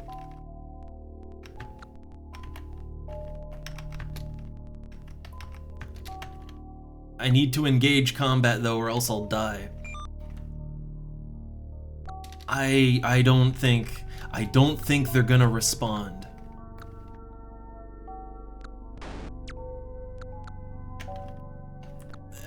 Dodge. God, it's this Atari intensity. Okay. They're gone. Yeah, I'm not really sure how to proceed with these guys.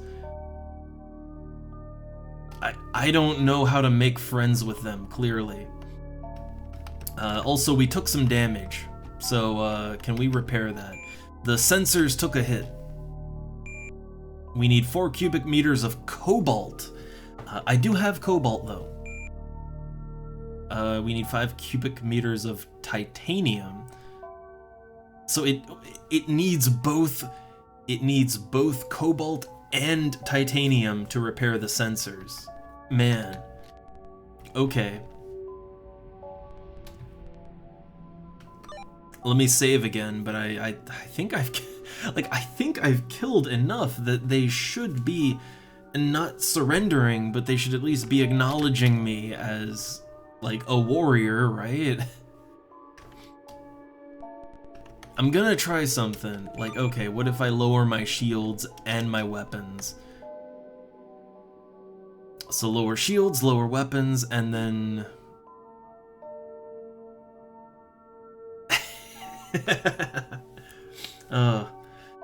Alright, so yeah, like... So if I go to their planet now, can I engage discussion? Or are we in for a bad time? Hail them. They're just gonna blow me out of space, aren't they? I think we're dead now. Look at that, they're just closing in. Yep.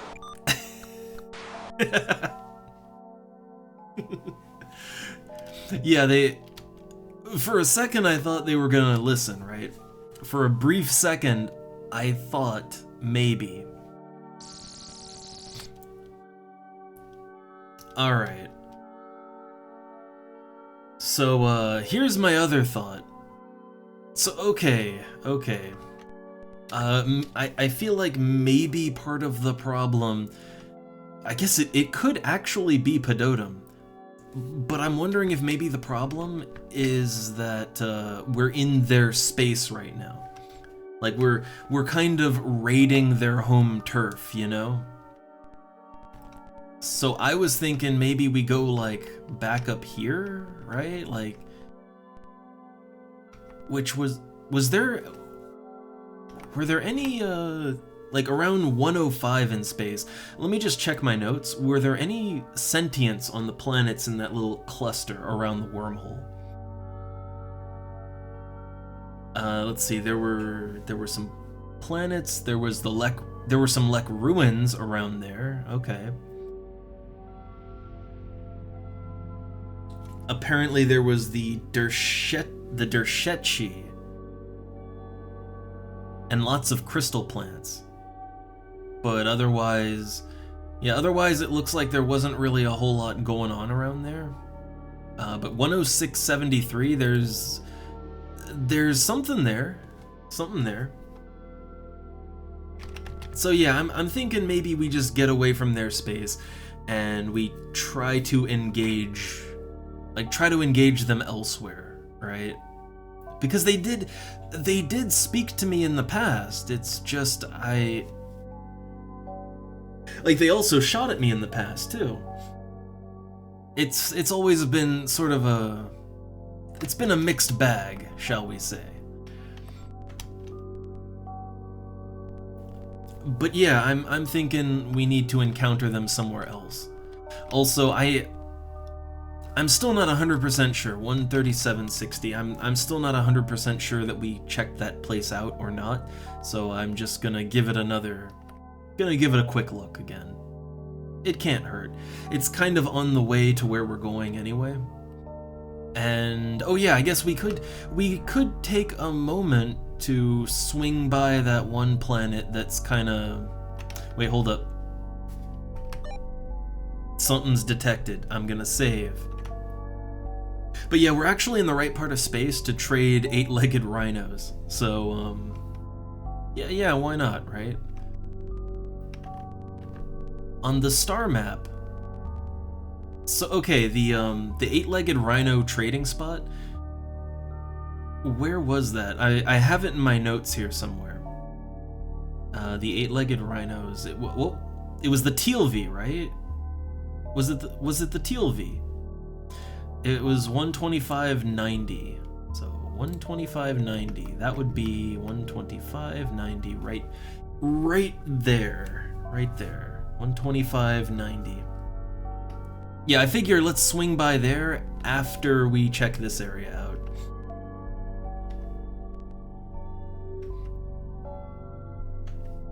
But I know for a fact we had motion detected, so yeah, here we go.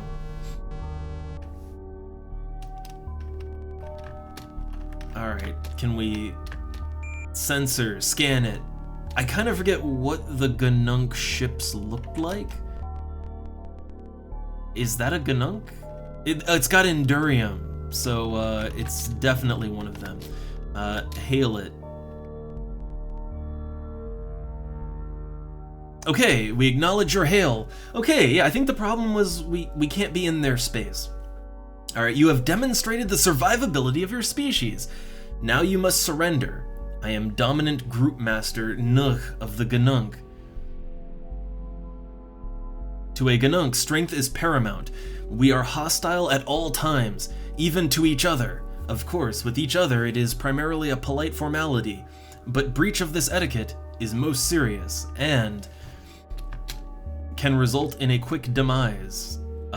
Question about trade.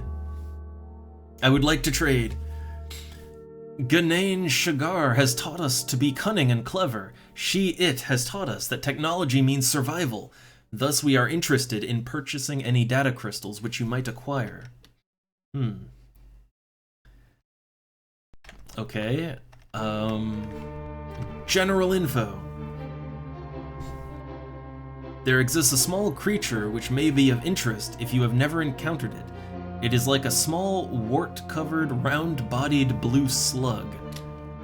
As a byproduct of its metabolism, this slug exudes an extremely powerful gas which acts as an intoxicant on most carbon-based life forms. Be wary. Having one on board a vessel can seriously jeopardize a ship's efficiency. Oh hey, they're warning you about the gas slugs. Nice. How about themselves? As you have surely noticed, we Ganunk are not a species, but a coalition of bioforms from the planet of Garesh, home of Ghanane Shagar, it who eats, dweller of the Great Ring Mountain, compassionate. Compassionate mother/killer, bringer of change. Okay, what about other beings?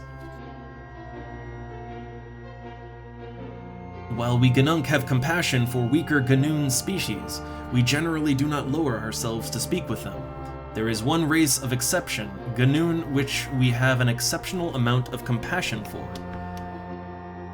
As often as we can, we go out of our way to attack them. These are the Dweenal, A species that has managed to survive somehow, despite their great weakness. I hear the call of Ganain Shagar and go. Yeah, very interesting. Okay, so they go out of their way to attack the Dweenal whenever they can. Yeah. Huh.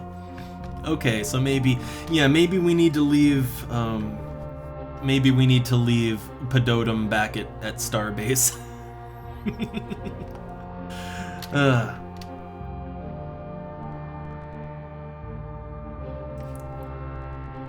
Yeah, maybe it's best to leave him behind. Alright, well, it was 125.90, right? Let me just make sure it lines up. So, like, 125.90. Yeah, alright, let's swing by the planet that buys our eight-legged, was it eight-legged rhinos, or... Yeah, let's swing on by there. Well, we got... just jettison him. Alright, I'm gonna save again, but, like, they talked to us, right? Like, they did talk to us, so I kind of feel like maybe the problem is that, I think maybe the problem is that we were in their territory, like, in their actual home space. I feel like if we encounter them not in their home space, like, maybe they'll be a little more open to talking, maybe? Oh yeah, we have shit tons of Endurium, and you know, apparently that's quite illegal, so I hope that won't be a problem.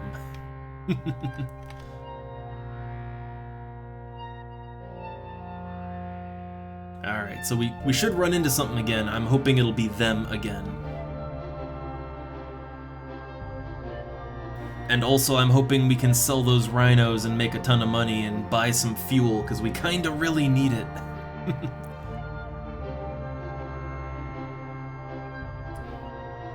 Alright, I'm roughly where they're supposed to be. Roughly.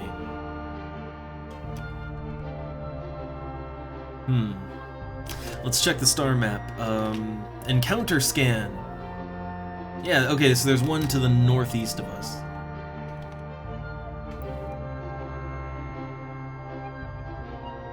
Yeah, having the shields up does seem to drain Shinium a bit.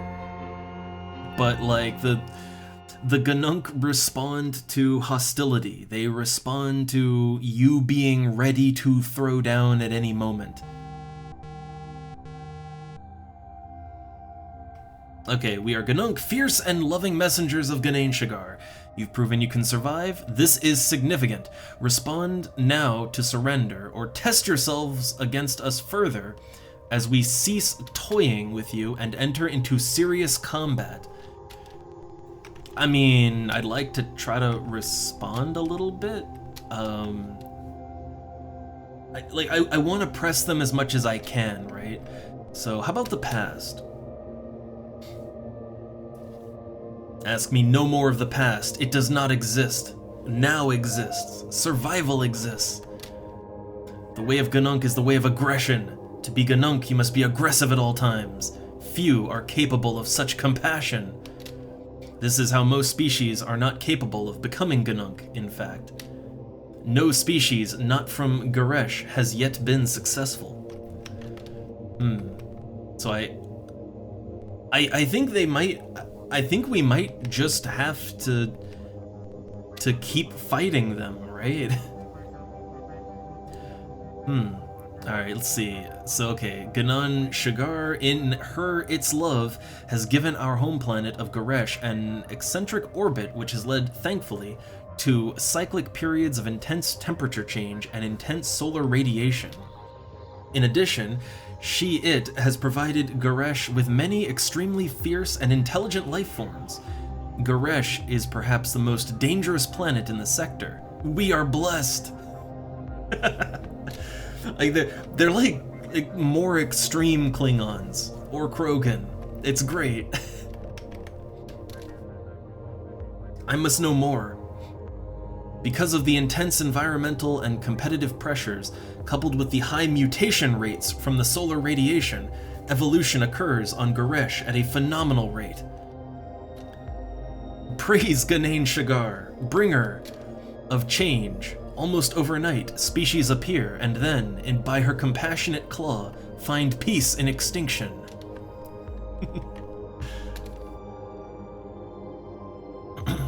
Alright, Ganain Shagar has taught us its lessons. Change is all important, evolution is paramount, survival is primary. The weak must die, death is life. Okay. They're a fascinating people, I'll say that. In the beginning, no species was strong enough and versatile enough to maintain dominance for long on Goresh. Then, from its home atop the Great Ring Mountain, it caused the world to shake and growl. It told us of Gezersha, the final state of evolution, and how it might be reached only through cooperation. Thus was born Ganunk.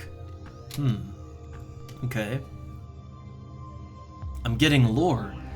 Ganain Shagar gently holds the neck of every Ganunk in her sharp teeth. In her deep growl, she warns us to always spread its love and compassionately provide weaker life forms, Ganoon, with the necessary environmental pressure. Oh, they're just providing pressure so that they're so compassionate. That's why they shoot you. So that they too might evolve and someday attain Gezersha, the state of eternal change. Man, okay. Man, good talk. Well, let's do it then, right? Right? Come on. Get in there, yeah. No running, right? Come on, Ganunk. It's time for combat. No running, you coward. Are you not a true Ganunk? Look, if I'm to make friends with these guys, I have to immerse in the culture, all right? There we go. I proved my dominance and also I showed great compassion by blowing them up.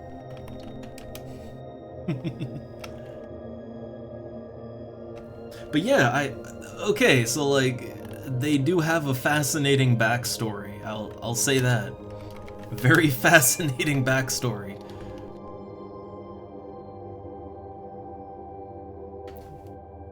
Alright, well, I'm going to the planet where I can sell my 8-legged rhinos. So, yeah, that's 125.90. We gotta go into the nebula.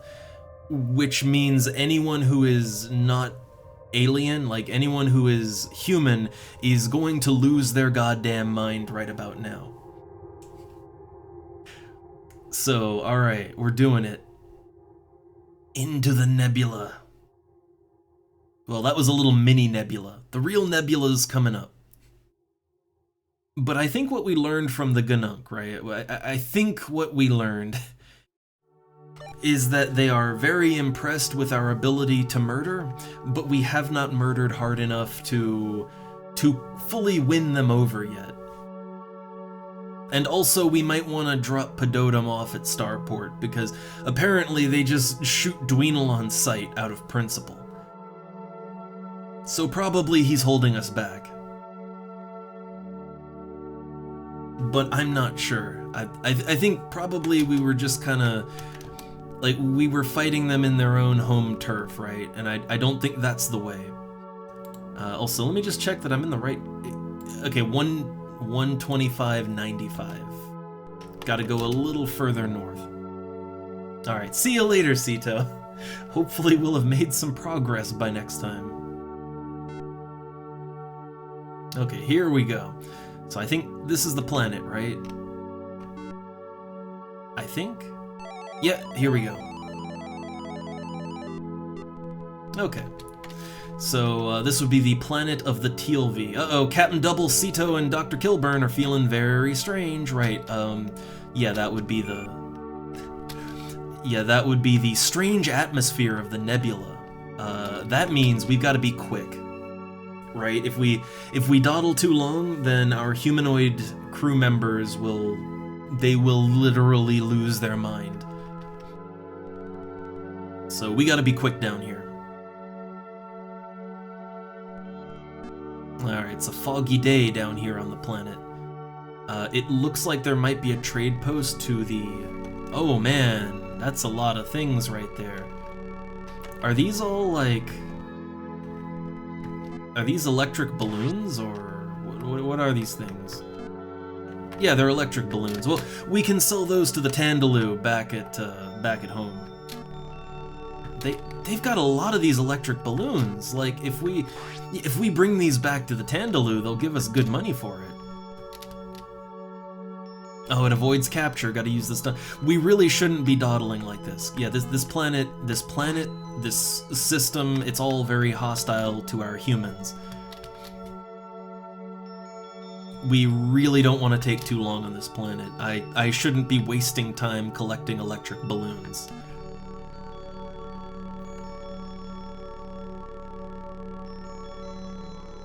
Okay, there's a trade post right here. Let's trade. Alright, so it's the TLV, the Ball-chinians. Their chins are just balls. Alright, so, I got a lot of chromium. I got tons of chromium. So these guys, oh right, their whole thing is they don't bargain, right? Yeah, they don't bargain, like, at all. No bargaining to be had here. So, yeah, whatever price they give, you just sorta have to take it. Ooh, they'll buy shimmer cloth though. But, I don't know, I like having some specialty goods to trade. Okay, so they'll buy 8-legged rhinos for 1,358. That's a pretty good value, so sell them. Look at that, I'm over 100k now. Awesome. Unfortunately, that's not gonna last very long. That is not gonna last. So I need to restock my spaceship. Fuel's a little tight here, so yeah, I'd like to really refuel, like 100 units, right? 100 units of fuel.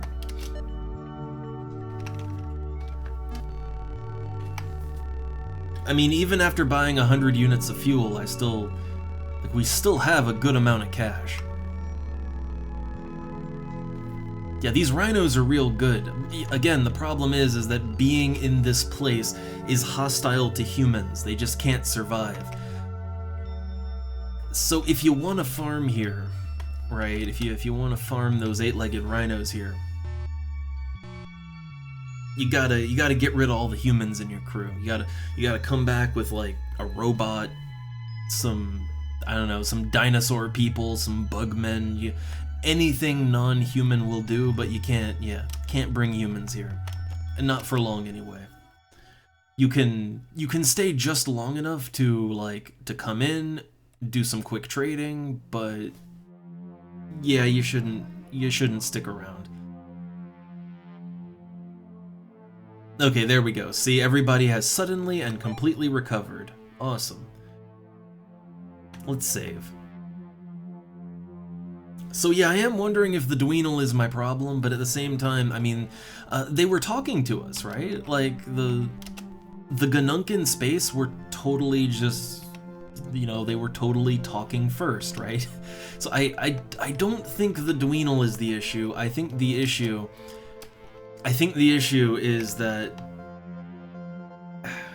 I guess the issue is that you can't confront them in their home system. I think you have to confront them in free open space. I would assume that since they're this ultra hostile people, I'd assume since they're ultra hostile that they also are very territorial, right? I would figure that. Alright, where's my... Is F1 my flux scanner? Yeah, okay, F1 is my flux scanner. There are no flux nodes in the area. Okay. I'm always on the lookout for a good wormhole, alright? Always on the lookout. Because honestly, they are so much better for getting around the game world. Like, if you want to manually fly from one end of space to the other, you know, you can do it, but it is not fuel efficient at all. Like, you will waste so much fuel. But if you can ride a wormhole to your destination, or at least get a little bit closer to it, yeah, that's the way you want to go. Right, we kind of skipped over this system. 137.60. Let's swing on by and have a... Oh, wait, hold up. Let me save. We've got motion detected very close to us, and that's probably gonna be the Gnunk, right? Probably. You know what that means. That means arm those shields and weapons. But not because we want to attack, because we want to talk. I find it interesting how your posture really does matter in this game. Like, a lot. If you go in... Like, if you go into certain races and you know, you're friendly, well, that's the standard. But if you... Yeah, like with the Gnunk, you have to be hostile. Not only do you have to talk to them in a hostile manner, but you have to raise your shields, raise your weapons. Like, you basically have to look like you are ready to fight, right? Like, you gotta look like a warship, basically. And I really like that. I know! Gotta arm... Got, you know, weapons locked on because I have great compassion. Alright, I need to challenge you. Alright, so okay, let's see if they'll talk again. Sometimes they just start shooting, but I'm hoping they want to talk again. I'm hoping. Okay, we acknowledge your hail. Okay, you've demonstrated the survivability of your species, now surrender. I need them to not, like, I need them to kind of acknowledge us, right? Do you make a practice of attacking weaker life forms? Yes. Prepare for death! I am the most formidable of the warriors, and my ship is among the most deadly in all the 8 sectors. So then I think that means it's fight time, right? Like, that means we do combat now. Right? Have you been to our home planet of Garesh? I have, yes. Is this a quiz? Are you in fact Ganoon masquerading as Ganache? Wait, are you in fact Ganoon masquerading as Ganache? No, right? We don't want to be Ganoon, we want to be Ganache, right? I assert my dominance. Surrender at once. Commander Captain Double, it is your intention to demand my surrender and subsequently attack and destroy my ship, killing myself and all my crew. Yes. Enough talking. Why talk when combat?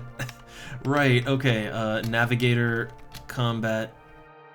Okay, let's do it. Let's fucking fight! But okay, so this dude, he's like, I'm the biggest, baddest in the sector, right? So I assume if we beat him, maybe this is what we needed to do? Maybe? Oh god, I'm trying to like duck and weave. Oh crap, my shields aren't open. Or my shields aren't up. Oh, that's not good. Yeah, that's very not good.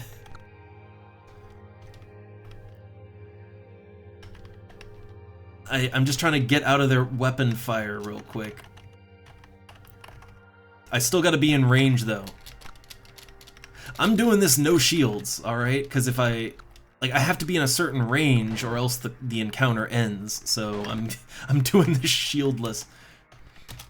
Raise shields. Yeah, probably they all think they're the biggest and baddest, but hopefully, I don't know, hopefully this scores us some points, right? Hopefully they'll acknowledge my prowess as a warrior with this one. Maybe. Oh my god. This Atari arcade action. I am mashing buttons. Now, to be fair, this is a lot of them, right? Like, this is a lot of ships that are coming down on me. Alright, there's only like 2 more, right? God, my finger. This is gonna kill my fingers. Carpal tunnel!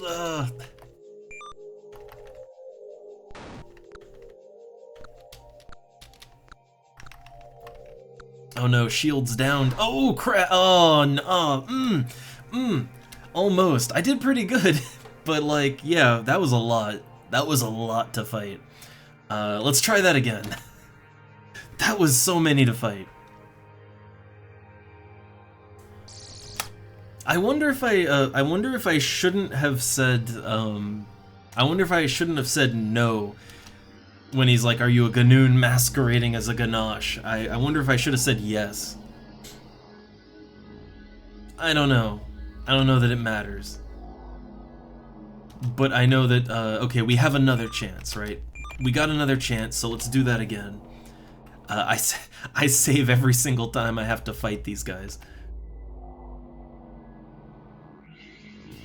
The main thing that got me is my shields went down, and yeah, shields went down and then they just stayed down. And unfortunately, taking the time to raise your shields again is actually kind of hard.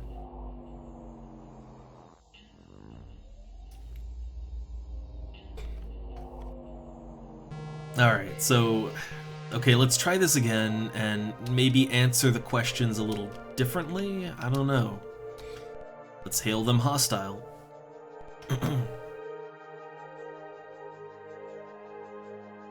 But I guess just be ready to fight, too.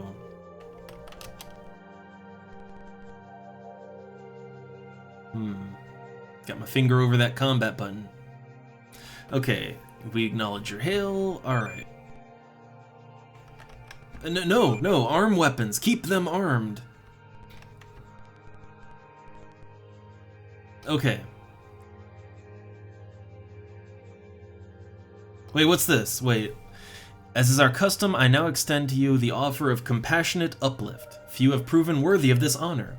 If you accept, we shall engage in the ancient ceremony of acceptance and obligation.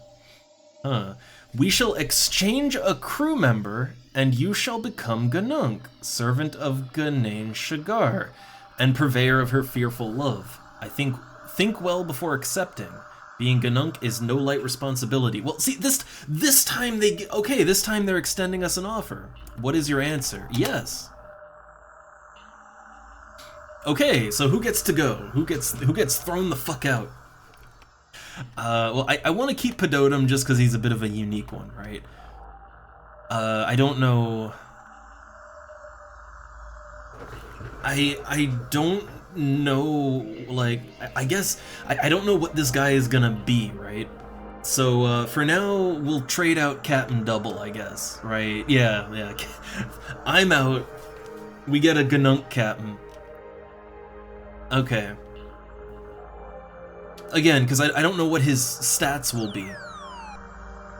Alright, out the airlock. So, new crew member Nagao reporting. Capabilities are... Oh, he's really good at science, actually. Yeah, he's actually a really good science officer. So that'll replace Sito, then. Okay, your new crew member is carrying one of our shield nullifying devices, F8. It will require 15 cm of cobalt. I think I sold my cobalt. Maybe. It should be used only if one of us is aboard your ship. Okay. Nice. Prepare for death! Terminate. Bridge. Navigator. Maneuver. Let's just get out of here. Let's just get out, right? Okay, so we got a Ganunk crew member. Okay, I think we should be able to trade with them now. Right? Like I think we can trade. But yeah, we have a Ganunk captain now. I don't know. The thing is, he's actually really good at science. So I'm thinking we'll maybe, I guess maybe replace Dr. Sito. I don't know. I don't know, we can have a Ganunk captain for now. It's fine. I don't have to be the captain of the ship. So, okay, back to the Ganunk planet, right? And I guess now that we have one of their crew members, like, they'll trade with us, right? Okay, 159.30, back there. I'm excited. Is this progress? Do we get to trade for the most valuable thing now? It's a little convoluted as to how you advance things, but again, I'm digging it. I'm all in. I know, right? We get this warrior, this space warlord, right? Oh wait, magnetic disturbances in nebula cause energy fluctuations. Shields are down. Oh right, we should probably disarm and, I think that takes extra energy, right? I think it's extra energy to keep all that stuff up. Okay, so I forget these coordinates so easily, so 159.30, okay. Oh, I wonder if our new Ganunk crew member, I wonder if he'll have, like, little text moments like Pedotum does. I don't know, I feel like Pedotum just talks too much, right?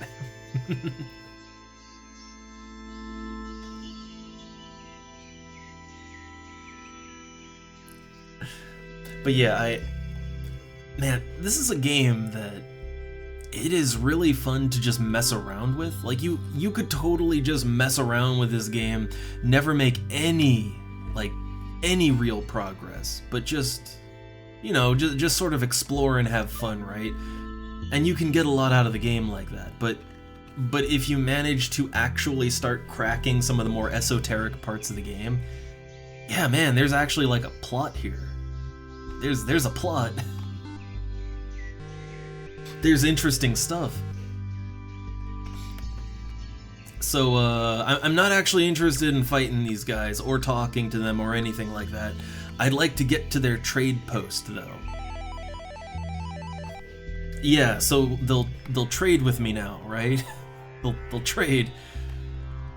So if we look at a culture analysis, yeah, they don't trade, but they do have an economy. Okay, so they sell phase inductors and they buy data crystals, but none of those are, they also buy brass harpooners, but yeah, none of that is, mandatory for this, so let's land. Select site. Descend. So my understanding is that they have the thing here, right? That's my understanding. The most valuable thing. I assume that if I just go to a trade post and they actually trade with me, I assume I can just buy the thing, right? Okay, so will they trade now? I have a Ganunk on board. I am not interested in trading. But I got a Ganunk. I got a Ganunk on board. Do they want me to do more? Like...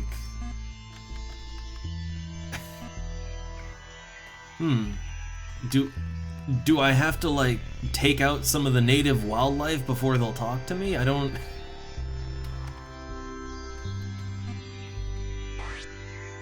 Yeah, like, okay, let's shoot some of the native life. Got a sandpit stalk. Like, as far as I know, they should be open to me now, but I guess not. What more must I do? Okay, that's a yellow hugger. Maybe I had to defeat them again after the crew exchange? Maybe. Maybe? I don't know. Oh, life form attack. Life form attack.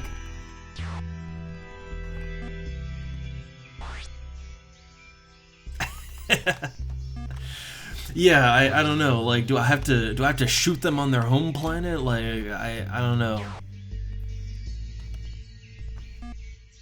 Oh no, the Ganunk energy weapons. Oh, apparently I killed that one. I am wondering though, yeah, if I have to like, I'm wondering if I have to fight some of the monsters here, or the wildlife, right? That's a spinning crab.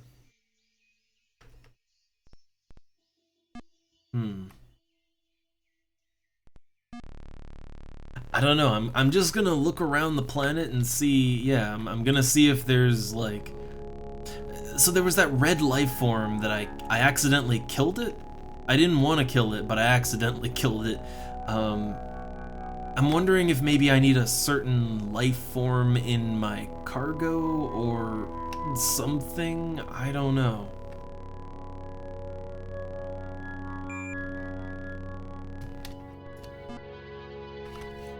Again, the game is not the most straightforward, right? It's okay, but yeah, confusing.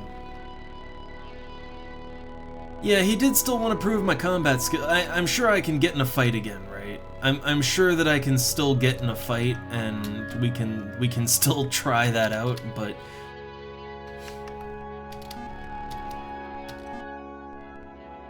my understanding, because they said that I was now Ganunk, right? They said I'd proven myself, right? Or I'm a Ganache, I think.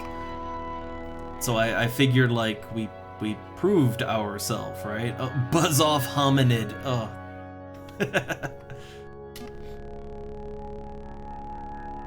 I do wonder if I can attack the trade post though. You know, that might be the answer. It might just be. But I'm gonna refuel first. Very low on fuel. Otherwise, I guess we go back out into space and we start shooting them again, I guess. We'll see, right? I mean, I'm gonna see if we can press them for more information too. But let me just try a few things on the planet here. Okay, so we're Ganunk, but not Ganache yet. I do wonder, can I... Our doors are closed. Right, but can I shoot at it? Direct hit. Keep shooting it.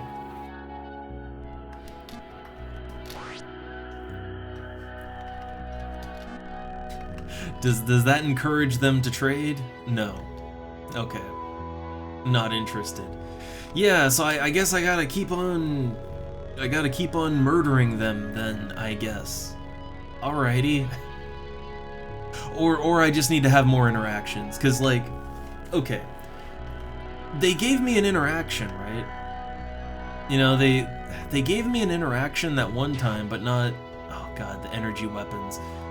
Alright, yeah, let's take off. Okay, so let's find some Ganunk in space, and we'll try the whole talking thing first, but if that doesn't work, then we try the missile thing. We'll see how it goes.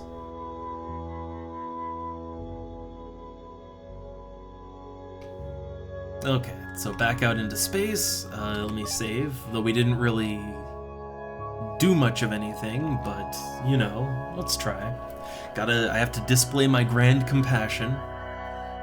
So, I'm gonna go on a little bit of an assumption here that if we're in space, right, if we're out in space, I'm gonna do a scan, but if we're out in space, I think they'll talk to us. I think they just won't talk to us in their own system.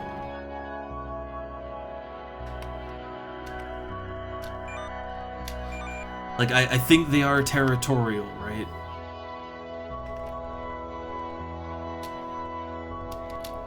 Alright, I'm just checking the encounter scanner, so if I go, like, just a little this way... we should run into them around here.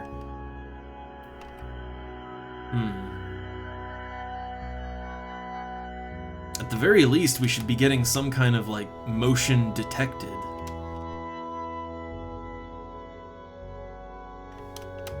Looks like they're kind of moving west of us. Yeah, there we go. Well, we start off surrounded. So hail them, hostile. So let's test my theory that they will talk if if we're not in their system. Will they talk? I'm a little... Okay, here we go. Hail received and acknowledged. Ganunk warship ISS Awesome. In Ganunk fashion, I now demand your surrender. You will of course be destroyed if you do not comply at once. Yes, well, formalities aside. Greetings, Ganunk. Ganunk brothers. Okay, so, I mean, can we ask them more questions now? If you examine the debris of any of our warships, you may have noticed that we alone in this sector use Endurium to power our ships. The feeble-minded other species do not comprehend that it is for the good of the ancients that we do this. We will pay well for any Endurium you bring to our trade centers. Okay, right, cool, good. Right, how about that trade? One device we would be most interested in buying is sold by the Drafabasti, strange nocturnal creatures who live on a planet in a system inside of a nebula on the coreward edge of the sector. So it's a nebula on the coreward edge of the sector. I'm not exactly sure what that means, but this might be a clue. This device is a planetary teleporter, and it effectively doubles one's range on a planet by allowing one to teleport instantly back to one's ship. Ooh, that actually just sounds good. Okay. Can we talk about the past now? Alright, do not ask us of the past. To look backwards is a perverse and evil use of intelligence. Pursue the future. Pursue change. Ganan Shigar runs just behind us. If we stop to look back, it will catch us and eat us. Can you not hear her it behind you now? Okay, so, can we get him to talk about the Tandaloo? Alright, the Dweenal are extremely fond of the berries on a plant that grows on the 5th planet in a system in the Arrow constellation, just a downspin and outward from our planet of Garesh. Oh, we already knew about that one. Ah, okay, so I wonder... Yeah, I wonder if we have to go through the wormhole, like, you know, the time hole. I wonder if it's in the past, right? But they're actually talking to us now. Alright, one race in this sector which we have been attempting to help is not too far from becoming Ganunk or Ganache. They are the NG Kerarla. We know them. In spite of their strange energy cloud and their Lowarian reflective armor, they are yet too weak.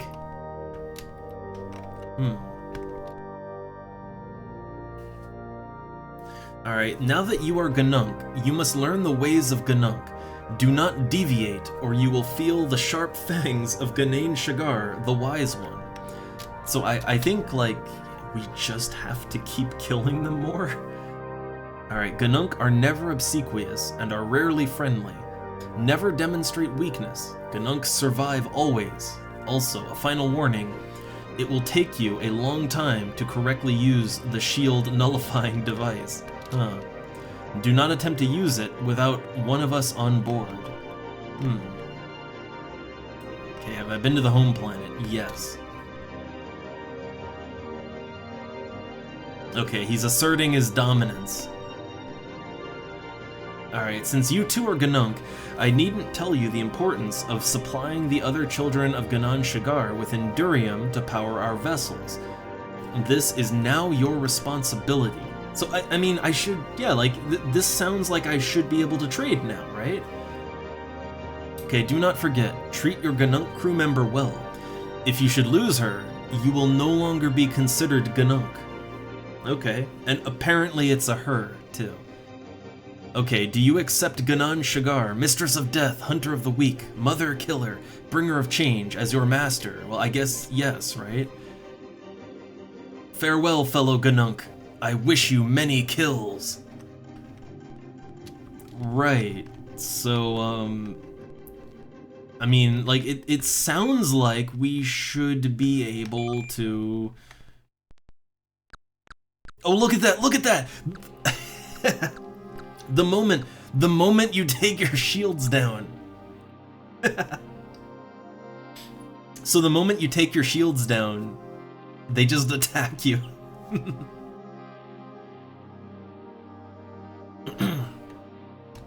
Well, I guess that means I have to go in shields and weapons up and all that, right? Like,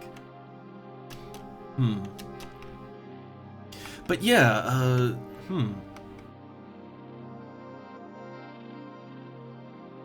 I mean, maybe, but it sounds like it really sounds like, because they, you know, they're telling me that now I'm Ganunk, I need to supply them with Endurium, right? Like, so it sounds like they're telling me that I need to... Oh no, missile malfunction! Uh-oh, crap, our missiles are broken. I think our missiles are broken.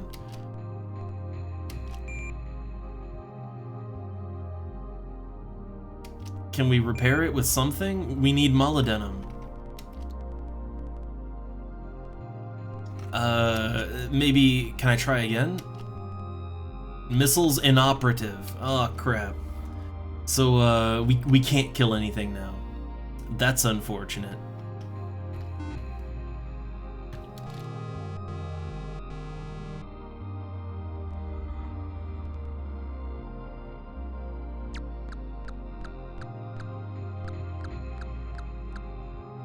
I'm gonna try one more time to go down to the planet and trade, but yeah, like it... like the way that they said it sounds like I should be able to trade Endurium on their planet now. Like, that's what it sounds like. Though I wonder, okay, I am wondering if they have other planets, right? I'm kind of wondering if they have multiple planets, and maybe they won't want to trade on this one, but maybe they'd trade on another one, right? I don't know, but let's give it one more shot. All right, one more shot. And if that doesn't work, then I guess I have to go back to Starport. Maybe get rid of the Dweenal. I don't know. We'll see. So, disembarking.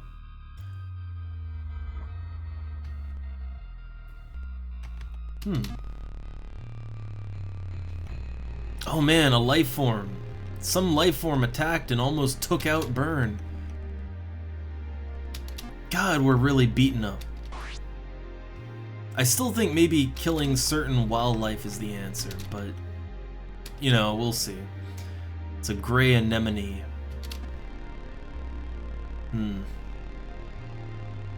Okay, so yeah, that weird red thing,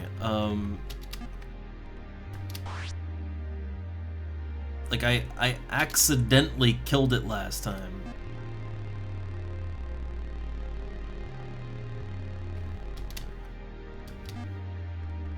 Ah, okay, that's the eight-legged rhino.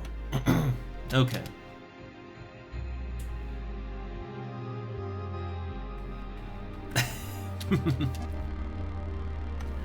Yeah, so I guess I need to find a planet with molybdenum. I think you might be able to get molybdenum back at Starport too. I think? I'm not sure though.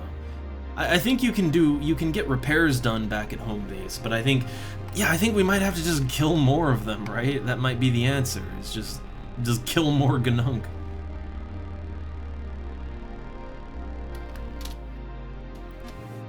I guess we're in the combat portion of the game now.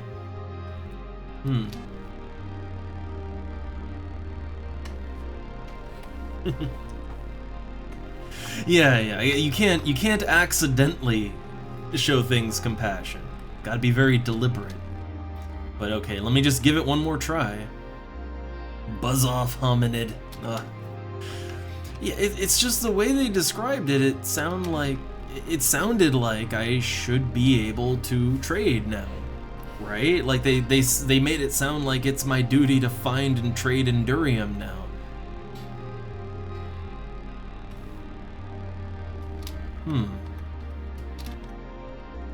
What's this thing?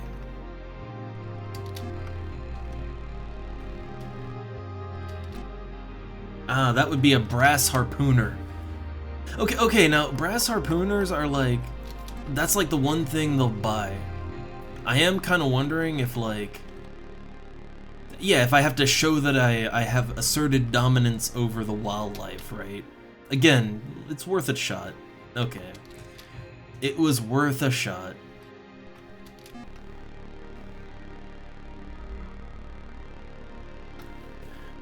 Okay, so I guess I have to repair my weapons and I gotta shoot up more Ganunk. Guess that's what I gotta do now.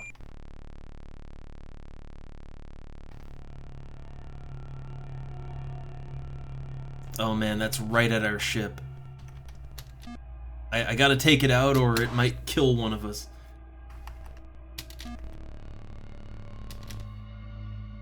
Alright, back in the ship. Let's take off. Yeah, I don't... The way they described it to me, it really sounded like I am accepted in the tribe, and now I get to trade Endurium, right? Like, that's really what it sounded like, but I guess not. I guess I jumped the gun on that one. Alright, well, molybdenum. I don't know where to get it. Where to get molybdenum. Let me save.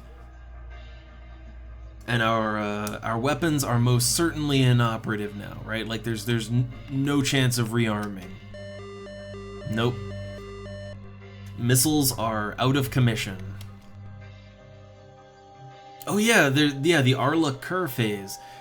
I can never catch them when they're in that phase. So yeah, I guess where to go now? Well, if we wanna, I mean, we can make money back at Starport with the electric balloons. I am a little nervous, right? We have a bunch of Endurium in our cargo hold. If I show up at Starport with that, I don't know if that'll be a problem or not. Like, are we gonna get busted having all that Endurium? Well, we can find out. I don't know. Would it be worth it to go back to... I feel like it would kind of be worth it to go back to Starport. And there might be a planet around that has molybdenum. It's... I don't know. Might be worth our time. So, okay. 9328. Let's go back to the wormhole. We can also just... we can get repairs at Starport. Like, you can just pay to have the ship repaired there, so that might be the way to do it.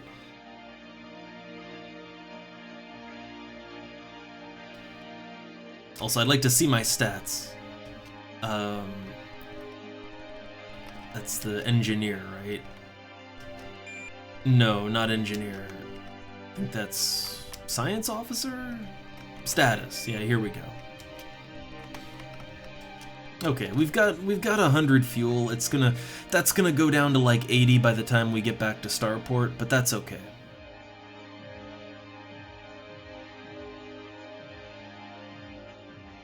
Alright, so going through this little nebula here. Did we check that planet out? Let me take a look. I feel like we've probably hit that one before, just because it's on the... Like, it's kind of on the way between the wormhole and there, and I know we've hit a system that was in the nebula, but just barely. I know we've encountered one like that before. Yeah, I feel like that's one we had to have stumbled across on the way there. Okay, into the wormhole.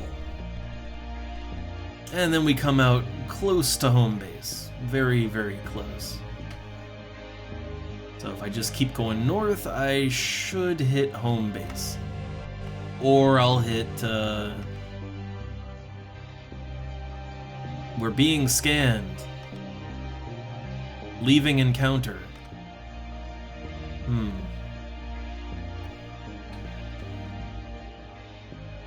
Okay, so home base is like... This is home base. No, home base is a little to the northeast. And I really hope getting scanned with all this Endurium, I hope that's not a problem. Again, I really hope it's not a problem to be carrying so much Endurium. I don't know if the game is actually going to punish me for that or not. Well, I'm sure we'll find out eventually. So, okay, let's disembark here at Starport. Report to operations for evaluation. Uh-oh. That doesn't sound good. Mandatory report to operations. Supplemental Endurium. The use, collection, or disturbance of Endurium is prohibited by galactic regulations. We have removed it from your ship and have fined you 50,000 SP. Shame on you. I think that's a mandatory reload right there. Yeah, that's kind of a mandatory reload. I guess, yeah, they weren't kidding when they said Endurium is illegal, right? They weren't kidding about that. So, I don't think you can actually load your game. I don't think. Like, it always asks you to save, and I don't want to save. So, what I can do is just get into a fight and just get blown up, right? And that'll let me load pretty easy. I do wonder, because the thing is, in the last game, Endurium was what our ship was fueled with, so I assume that Endurium can still be used as fuel, right? I don't really understand why it's illegal. Like, I don't get why it's been made illegal, exactly. Okay, so yeah, I'm just gonna start shooting at the Tandaloo. I'm not gonna raise my shields, but I'm just gonna make them angry at me, right?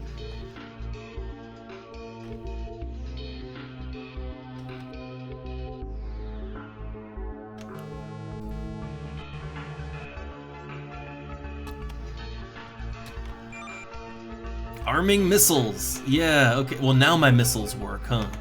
Right, now they work.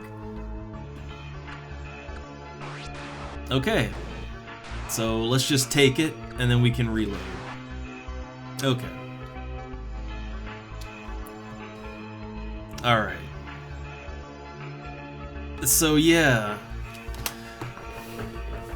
They weren't kidding about that illegal Endurium. Gotcha. Okay. So that means going back to Starport is not an option, at least not while we have a cargo hold full of this illicit cargo, right? Not an option at the moment. So, okay, we reloaded back here. We need to find molybdenum. I'm not sure why it's illegal. I'm not sure. I don't get it. What's Endurium made out of? But yeah, okay, so we need to find a planet that has molybdenum on it. Because otherwise my weapons won't work, right? Yeah, my weapons seem to malfunction quite often. So molybdenum, let's just hit planets, right? Like, yeah, just hit planets and hope we find one. So 20737. Let's do it.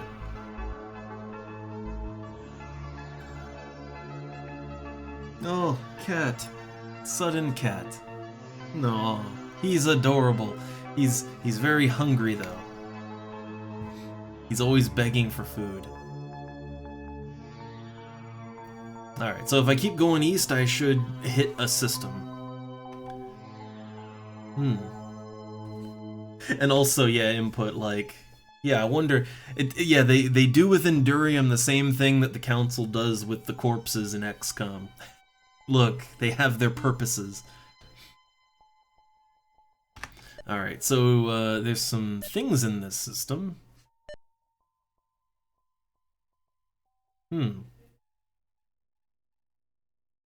Ah, okay. Huh. Alright, so, okay, yeah, so I guess Endurium is actually a race of living sentient beings. Oh, man. Well, that kind of makes the first game horrific, though, doesn't it? Because, like, in the first game, you're just burning through Endurium the whole time, right? Like, you're just eating the stuff up. That kind of makes you a genocidal maniac in the first game, in hindsight, right?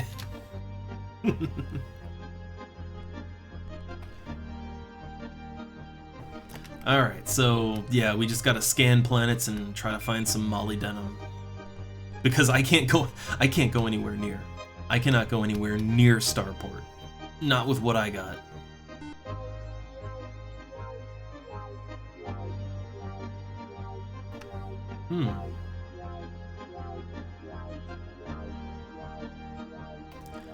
Ah, huh. Yeah, I played some of the first game, but I never got too far in it, and I just sort of moved on to the second game because I find the second game is just a little more interesting. You know, I like the trading aspect of it, the dynamic trading and all that. And I don't know, I kind of like the story so far in the second one. The first one, I barely even knew it had a story, but it didn't really grip me too much. This one, though. This one, I actually find myself really intrigued by what's going on. Oh, I didn't even know it was ever released on anything else. I thought this was like a PC only kind of thing. I never knew it was... I never knew it made it to any consoles. Like, either of them. That's honestly very surprising. Alright, so 215.44. We are just scouring the galaxy looking for some molybdenum right now. Oh, unidentified object. What are we looking at? What do we got?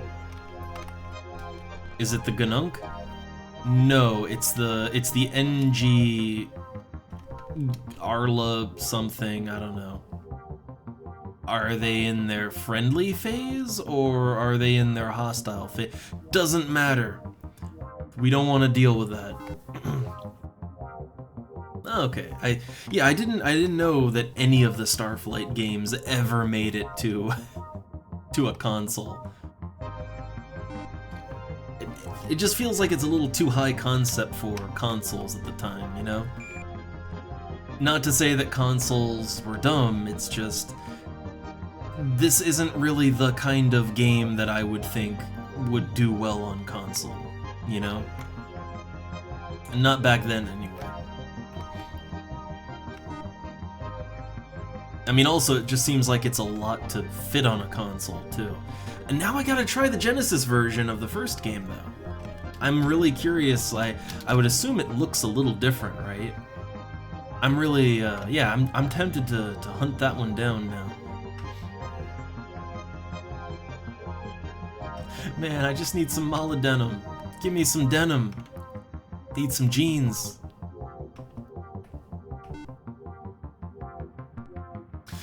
Yeah, I would kind of figure, because that's what actually, like a lot of games. Oh, we got molybdenum. It's not a lot of molybdenum, but it's something. Let me just see. The planet is a raging inferno, but the weather's not bad and the gravity's not bad. So let's go down there. The mineral content is absolutely horrible, but you know, we'll get something out of it, hopefully.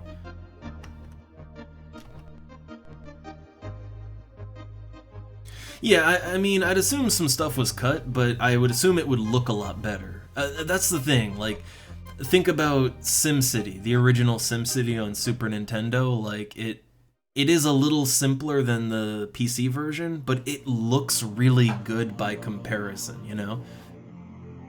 Sim Earth is the same way. Like, they cut a lot out of that to get it on a console, but, like, graphics-wise, it looks a lot better than the PC version. That's usually what they did. Ah, okay, so, okay, input. So the Arla change every 10 days. That's not that bad, so that just means I have to... Yeah, I just have to wait 10 days and check back, right? Okay. Alright, let's get out and take a look. See if there's any ore that we can get. I would assume that with such a really poor concentration, I would assume you're not gonna find a whole lot.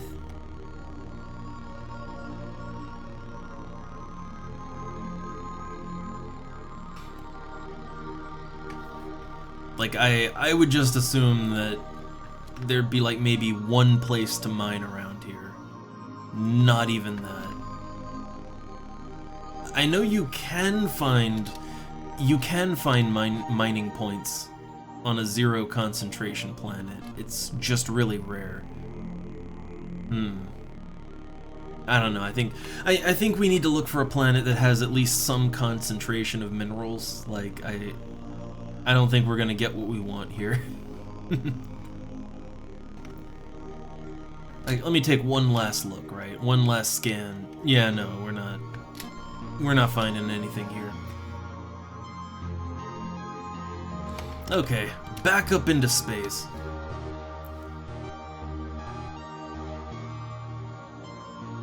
I am wondering if I should maybe just dump my Endurium and then go back to Starport. Like, that might be the smart way to go.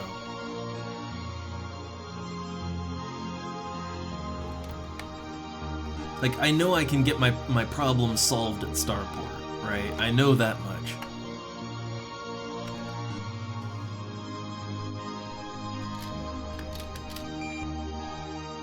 Oh, also, I don't want to manually scan everything, because if it doesn't have any minerals on it, it's not really going to be worth the time. Well, I think there might be some life here. Okay, so on planet number 1, there's some minerals. Planet number 2 also has minerals. 3 has minerals and life on it. I forget whose planet this is, but they got minerals down there. Okay, and planet 4 has biodensity and mineral density, but no sentience. Huh. Okay, everything in this system actually has some decent stuff on it. Okay, whose system is this exactly?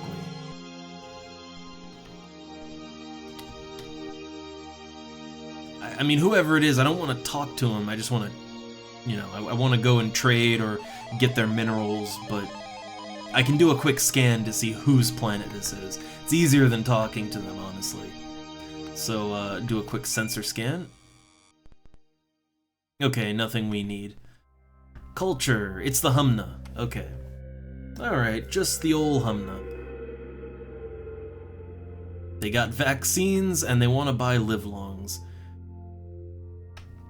We have livelongs, but we don't need anything from these particular Humna.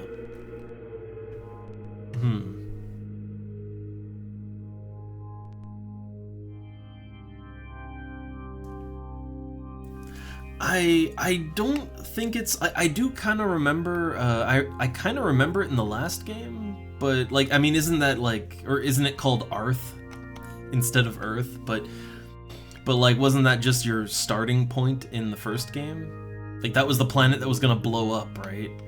Or, I don't know. Arth was Earth, right? I just figured.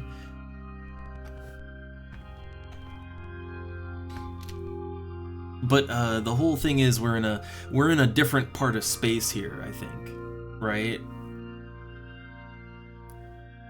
Ah, okay. Ah, I didn't know. Then I didn't know you could find Earth in the first game. I never found it. Huh. I assume it's not in this one just because, like, this takes place in a different part of space, right? So I would assume it's... Yeah, I would assume it's different here, right?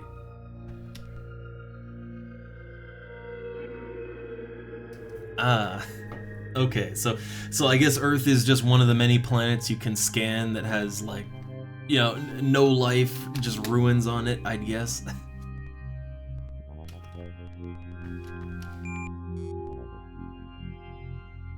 Oh, we finally found a molybdenum planet. Okay, I want to make a note of this actually, because I feel like we're probably gonna need this again in the future. So, I'm also gonna say there's a molybdenum here. Okay, I have a notepad document open. Ah, neat. You know, I might have to go back and give Starflight 1 a playthrough then. I just sort of assumed there wasn't a whole lot going on with it, and I moved on to the second one, and I just sort of latched onto the story of this one a lot quicker, you know? Which, speaking of lore and story, honestly, as I play through more of this game, I find that there's a lot of similarities between this and a certain BioWare franchise. Like, there's a lot of things about the lore and plot of this game that obviously it's its own thing, but like, certain general elements really line up a lot with Mass Effect. Like, if you think about it. And I'm like, wait a second. I've seen this before. It's a strange feeling.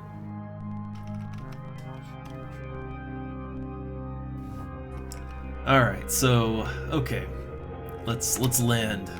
I need to scoop up that molybdenum. I just imagine it's piles of genes. Just mining genes. Oh, I should have probably gone for a higher elevation for mining, but this should do. It'll be easier to get across the terrain, too.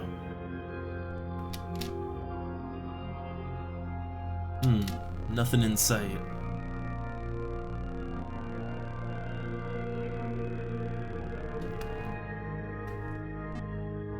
Like, I still think that there's like, so far, I mean, I haven't really gotten too deep on the game, but I mean, we discovered a bunch of Lek ruins. I mean, we're trying to find the most valuable thing now, but yeah, with the Lek ruins, in the text logs that you run across, yeah, like, the plot is really eerily reminiscent of some plot points in Mass Effect. Like, oh no, this precursor civilization that's in ruins, you know, there's nothing left of them anymore but ruins. And then you get logs and it's like, oh yeah, in the past they were all, you know, they were all either killed off or taken over. Their minds were taken over by some greater force that turned them against each other and then destroyed them. And it's like, wait a second. Wait, I know this one. and more and more plot elements just sort of line up with that. It's so weird. I like it, but it's strange.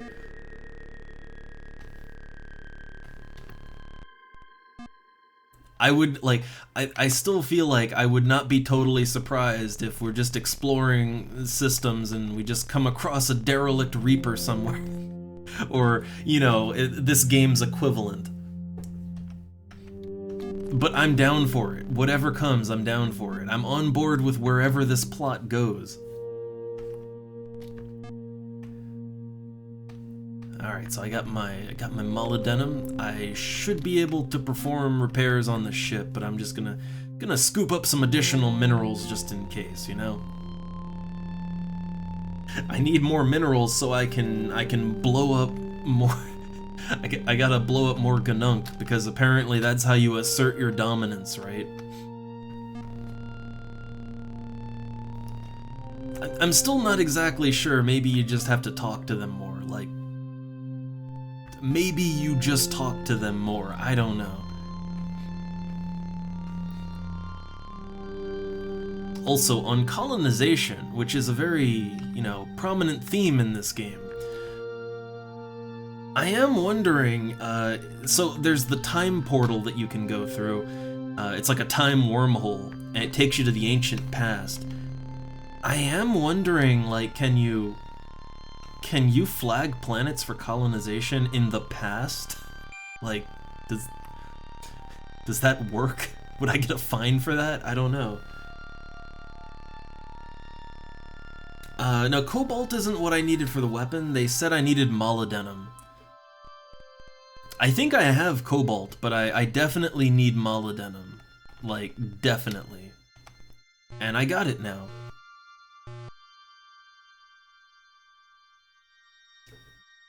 I'm ready to start missiling the Ganunk again. I guess I should get lasers too, right?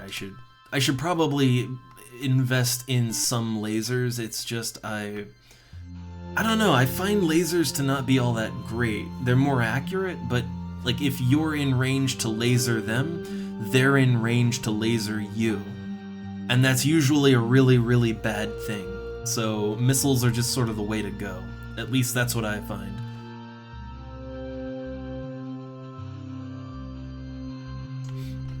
So, okay. Engineer, repair. Missiles. 4 cubic meters of molybdenum? Yes. Okay. Oh, you need 6 cubic meters. Oh god, I hate how you need multiple types. Okay, you need molybdenum, you need titanium. We do have that.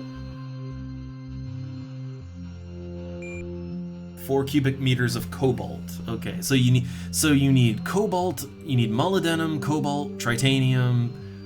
God, yeah, you need all kinds of metals to repair your ship. Man, it's more complicated than I thought. Like, it is. Yeah, it is way more complex than I thought. Alright, so 159.30, let's go back. And yeah, it's time to kill Ganunk. I assume this is how you make friends as a Ganunk, right? I assume. And right now we're in like Humna and Arla space, so let's get out of there. We don't need to talk to him.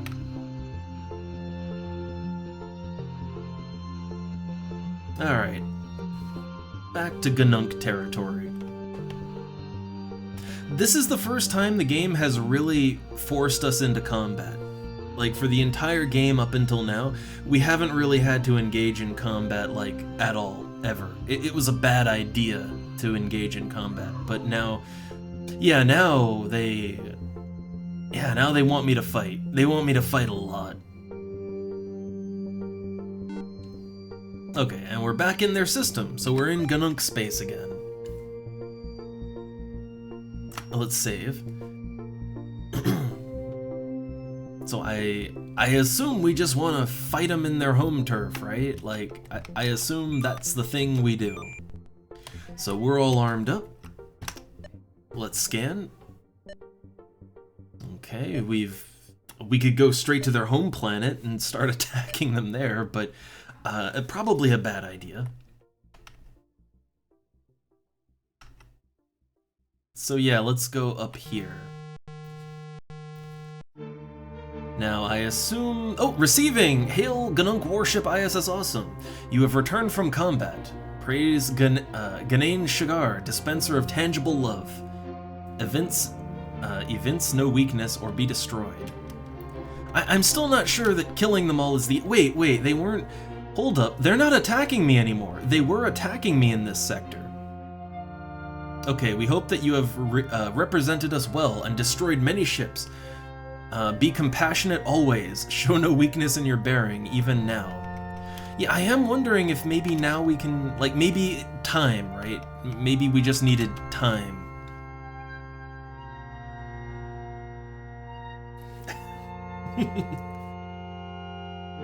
Alright, as you have no doubt surmised, we invite others to become Ganunk only after they have destroyed many of our warships.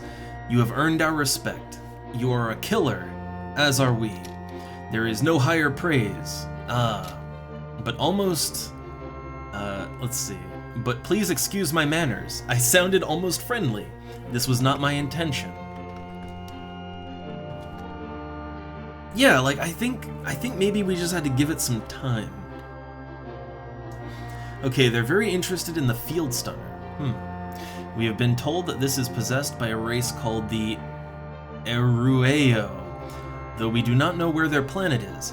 The device is said to act like a stunner, but instead of a beam, it operates as a field around the creature using it. This would be most useful on Garesh. Okay. So yeah, I think maybe I'm good now, maybe. Okay, Ganain Shigar impels us also to attack Ganache, life forms equal or greater in strength to ourselves, in order to test us. Of course, there is no need for us to be fanatical about this. Alright. I still think I can get something out of him. Alright, our race, our one race that went quite abruptly from being Ganoon to Ganache was the Spemen. They are a race that is new to this region, but they have just recently acquired, or perhaps developed, a new technology, which allows them to have operational shielding in nebula, plasma bolts, and short-distance combat phasing. I actually managed to kill some Spemen, and they surrendered. They said they'd give me something, but they didn't.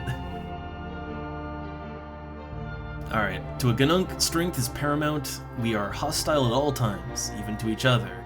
Okay, so yeah, we got that one. Okay, well, terminate.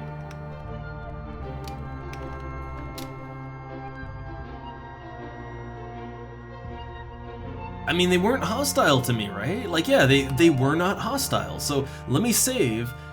I'm wondering if now, like maybe now, I can go to their planet, right? Like maybe now I can go to their planet and trade if I talk to them good, right? Let's see if that works out.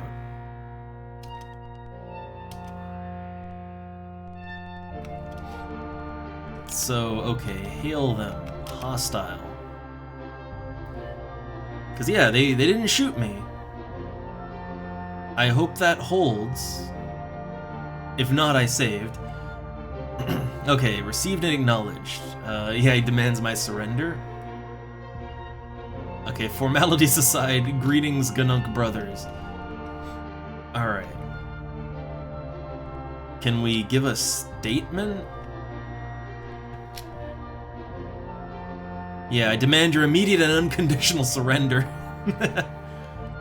The way of the Ganunk is the way of aggression. To be Ganunk, you must be aggressive at all times, if you are capable of such compassion. Okay. Alright, we got that one. Can we trade now? Can we please trade? The Humna Humna are not as clever as we Ganunk, but they are crafty in the ways of trade. Often they utilize a device built by the Kerr called a psychic probe. This was designed by the Kerr to warn them when other ships are hostile. In a trade situation, however, the Humna have discovered that it glows red when the life form they are dealing with is close to running out of patience. Yeah, I know, right? Like, surrender or die is just how you say hello as a Ganunk. Like, not even Klingons are that extreme. Ooh, some races in the past have agreed to become a Ganunk in an attempt to acquire our shield nullifying device. They then ignored the command of Ganain Shigar and were friendly to many other races. You would not do this, would you? No, I would not. I totally will, though.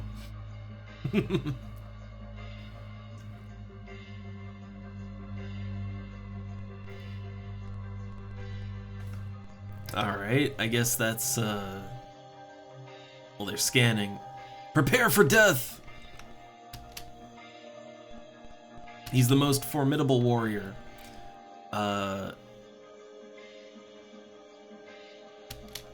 Like, are we actually fighting, or...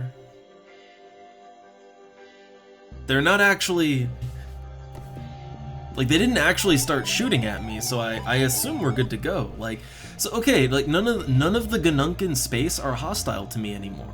They're not hostile. So like even in their home turf. So I assume that if I land on their planet, I can trade with them now. Right? Right? Like I assume we're trade friendly now. I hope.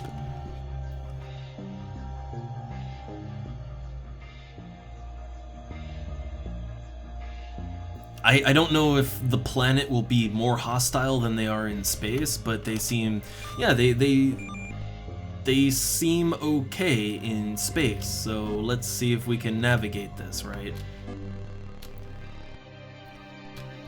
Man, figuring out how to deal with all these weirdo aliens can be a little tedious, but it is fun, I have to admit. I don't think I've played a game that makes you really think about how you interact, like what you do and what posture you take, and not that many games actually go into the nitty-gritty of that, right? They might have a choose friendly or intimidate or persuade, you know, they might have some of that, right? But they never really back it up with gameplay. Like, yeah, here you can come in hostile, but if, you know, if your shields are down, if your weapons are down, then, well, you look weak, right? Or if you try to be friendly, but you're pointing your lasers at their face, then, you know... Like, how many games does your character be friendly, but your weapons are out, right? Okay, so, can we trade now? Yes, finally! Oh my god, I guess we just had to wait. I guess it's just that word had to get around, right? Alright, we are Ganunk, children of Ganain Shagar, mother hunter and compassionate killer. In coming here, you have proven your survivability, and that is no small thing. Welcome. So they'll buy my Endurium, right? I'm not selling any of my minerals, but yeah, they'll buy the Endurium. So can I sell it for like 1,000? Can I get some good monies out of that? How about 800? Can I get at least 800? I think they don't, yeah, they don't really barter, do they? Yeah, I don't think these guys barter. So, okay, whatever I get, I get. It still puts me up to almost 100k. Yeah, like how does... yeah, how does Ganunk seduction work exactly? Also, I really like the idea that the Ganunk are not... They're not a singular species, they're like a coalition of multiple species that have evolved on the same planet, which is strange, but like, okay.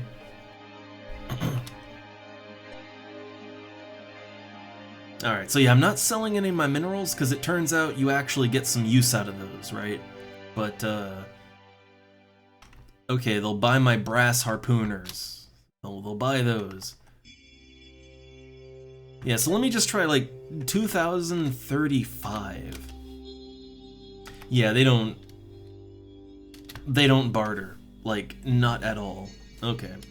So, these guys are supposed to have the most sacred thing, right? Like, aren't they supposed to have the most sacred, precious thing here, or something?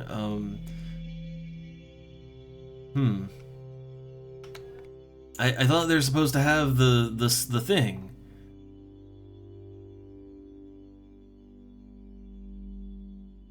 True. You can become Ganunk by just subscribing to their lifestyle. True. Okay, we got phase inductors. I mean, I'll buy one. But the most precious thing, like, isn't it? Okay, so this is where I'm a little confused, right? The most valuable thing for the Tandaloo. The Ganunk are supposed to have that, right? But, where? Like, I'm at their trade post now, and they don't seem to have it. Let me check my notes. So 158, 183. So when we went to 158, 183, so when we went there, like, it said that the most precious thing, that it was sold to the Ganunk, right? Like, didn't it say something like, I don't know, the Ganunk took it and traded it to, or no, like, this, maybe, I think that was a Spemen planet, right?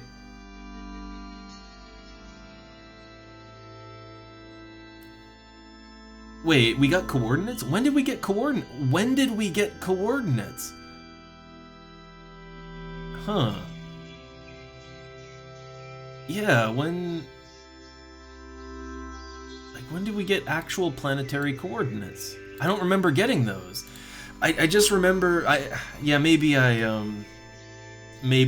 just, well, we have the logs, right? We got the logs. I'll look at the logs in a second. I'm gonna buy some more shinium, though. Gonna buy a little more shinium.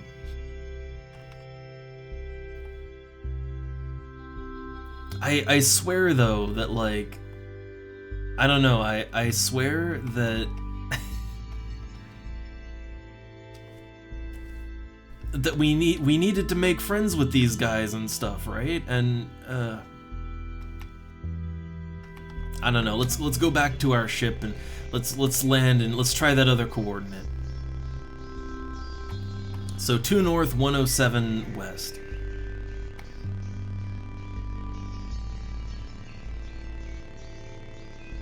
I'm gonna look in the cargo hold though, and I'm gonna see what our last note says. I think we kept the notes, right?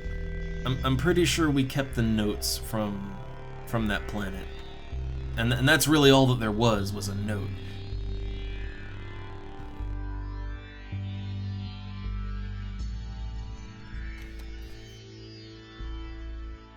All right, so I'm looking at my cargo. So we should have, yeah, we have several notes.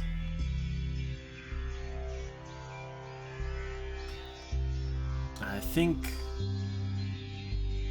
this is the most recent one, I think. Let me check. Playback. Okay, noticed all Spemen worshippers who have come here to these sacred lake ruins to gaze upon the most valuable thing. Okay, upon closer examination, we, the High Blob Council, have determined that the most valuable thing is actually just a worthless lump of shiny green glass. In our typically clever fashion, we have sold it to the foolish Ganunk, who are willing to pay an exorbitant amount. Praise the great blob goddess. Oh no, my manifest computer is exceeded. Oh no. But yeah, so like, when did we learn the exact coordinates? I don't know. It's fine. Let's hit those coordinates up. So 2 north, 107 west, and I assume there'll be like a ruin or something, or is it going to be a special trade post, or not sure. So 2 north would be here. So 2 north, 107 west. That would be here. So 2 north, 107 west, take us in.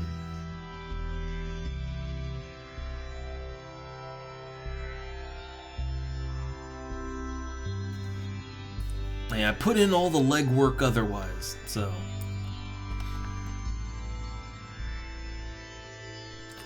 There's a ruin, there you go, okay. Did we have to make friends with the Ganunk then? Well, either way, it's the most valuable thing, so we got it. Nice.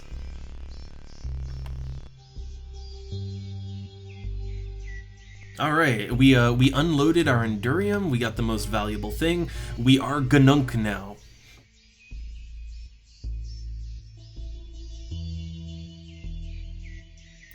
So yeah, I guess we're good. I guess we all good.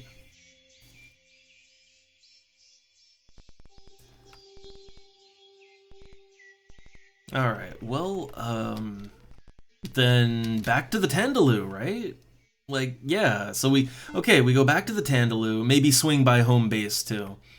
And we give them the most valuable thing, right? I wonder if it matters who we give it to exactly, because there's two factions of Tandaloo. I wonder if we have to make that call, right? So 9328. So here's my thought, right? Like, okay, so we got the most valuable thing. We give it to the Tandaloo. And then... okay, so there was the... I don't know what to call it. The old machine, right? The thing floating around a gas giant, like stuck in an asteroid or something. So it has a lot of information about the Lek, right? Oh no. Whatever this is, I don't want any. Yeah, they just start shooting. But yeah, I assume that once the Tandaloo Civil War is taken care of, I assume that the AI thing, I assume it'll be able to talk to us about other things than just the general info and the Tandaloo. Because, you know, that's its whole, like, its whole deal is that it was repurposed for resolving the Tandaloo conflict. So if that's no longer an issue, then it can actually give us some real information for once, right?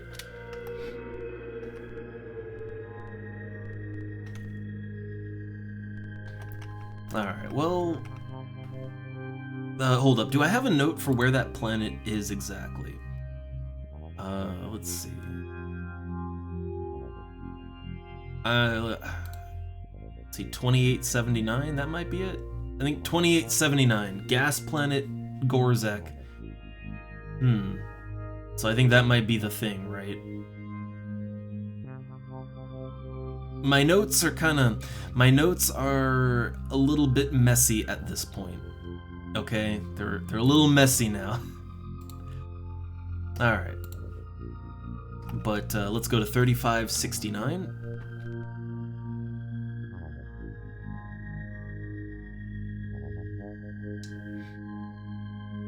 Also, I'm wondering if we want to save, talking to the thing. Maybe save that for next time, but I do want to definitely just get I want to get the Tandaloo situation under control, right?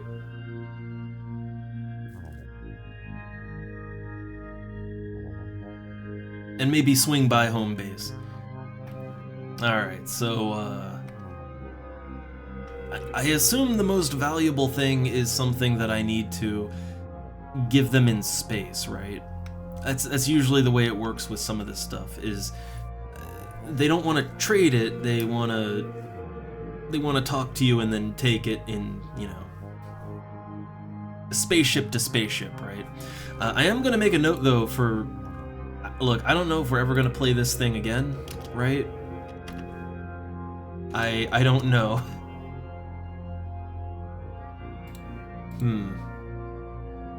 Let's see, 2 north, 107 west. Most valuable thing. And, okay. If we ever play this game again, if we ever do a full run ever again, we'll know, right? Okay, new disciples! I am commanding of the pop of this vessel, this most hallowed vessel. You've heard of our teachings, and you've come to learn from us. Let us now begin. So, I guess, yeah, I want to give them the most precious thing, the most valuable thing, right? So, comms, respond. Obsequious. They like that, right? We can tell that you have possession of the most valuable thing. You must return it to us immediately, or face the consequences. Yes. Okay, Commander, they've lowered their shields. Commander, we're being scanned. Ah, joyous vindication. If there was any doubt, now there can be none. The Thadok Brig is the way of truth. We Eshvara have flawlessly performed the ceremonies, and thereby caused the return of the most valuable thing. What greater proof could there be? So I assume the Tandaloo Civil War is... like, I assume it's over now, right? We owe you thanks for being the unwitting vehicle of our cosmic ceremonial manipulations. Of course, you have received the greater honor and are grateful for the privilege of being the tool of the Thdak Brig Ah. So we saved the Tandaloo, right?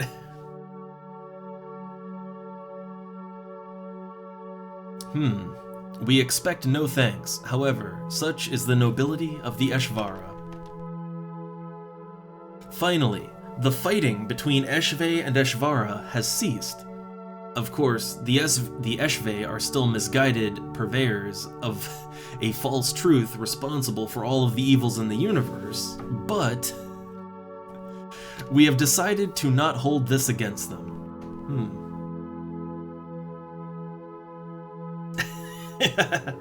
Oh no, input. I imagine the most valuable thing is just a fidget spinner, alright? It's just a fidget spinner.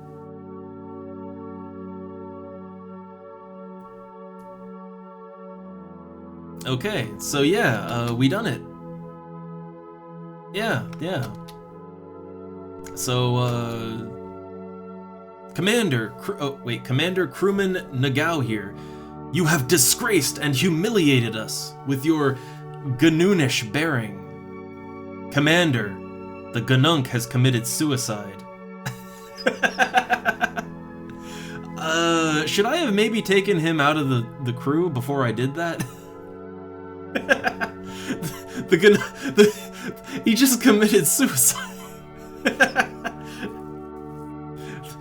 You dishonor us, and I kind of feel like maybe, because I would like to have a Ganunk in our party, but yeah, the thing is oh yeah, right, oh no, we lose the Ganunk weapon.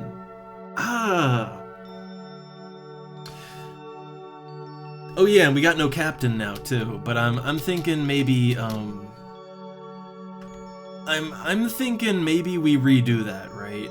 I'm happy to solve the Tandaloo's problem, but I think I don't want to lose our Ganunk, so what I'm thinking is we drop the Ganunk off at home base, like we get him out of rotation, and then we come back, right? If it wasn't for the fact that we would lose our, we'd lose our shield ripping ability, right? If it wasn't for the fact we'd lose that, then yeah, I'd say just live with it, but there was a smarter way to do this, right? There was a smarter way to do it. So, yeah, let's arm our weapons, and let's commit let's start a fight, get blown up, and yeah, let's try that again.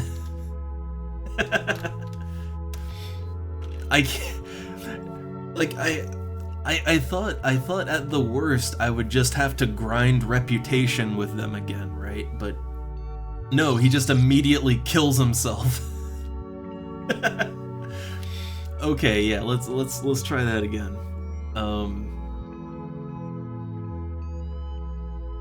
Okay, so before we deliver this to the Tandaloo, right? Before we deliver it to them, let's go back to home base and let's drop our friendly Ganunk off.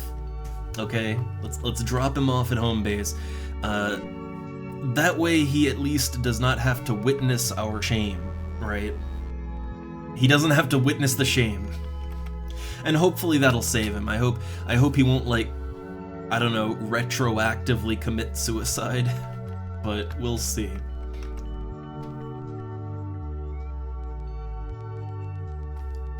Yeah, it's not that I so much lament his loss as a crew member, it's more that, yeah, like, him being in the party gives us, it gives us a new ability, right?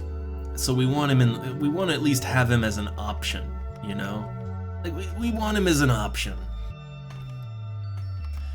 Let's put Robo Double in. I mean, the captain doesn't really matter, right? So yeah, let's put Robo Double in. Hi, I'm AI generated Double Awesome. Welcome to the channel. Alright, so everybody else can stay, but yeah. I mean, I gotta be honest, I thought if any one of our crew members was gonna just commit suicide for no reason, I thought it'd be Pedotum, right? But yeah, okay. Well, hey, look, I guess now the shame, right? He doesn't have to look at the shame anymore. So now let's go out and let's solve a civil war proper.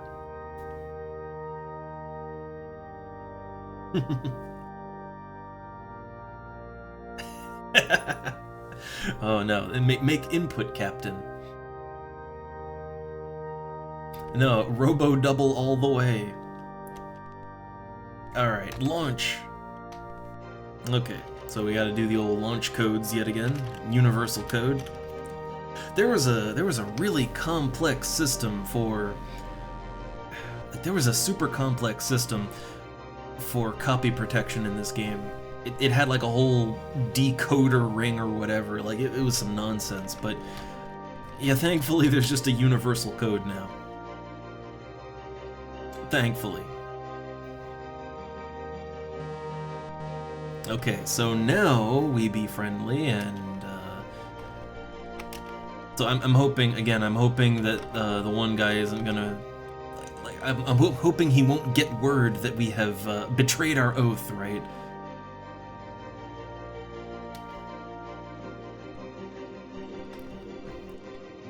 Alright, so let's respond obsequious. Okay, so yes, we have the most valuable thing.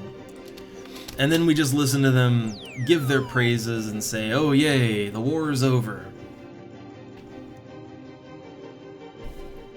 Okay, all is good. The most valuable thing is returned.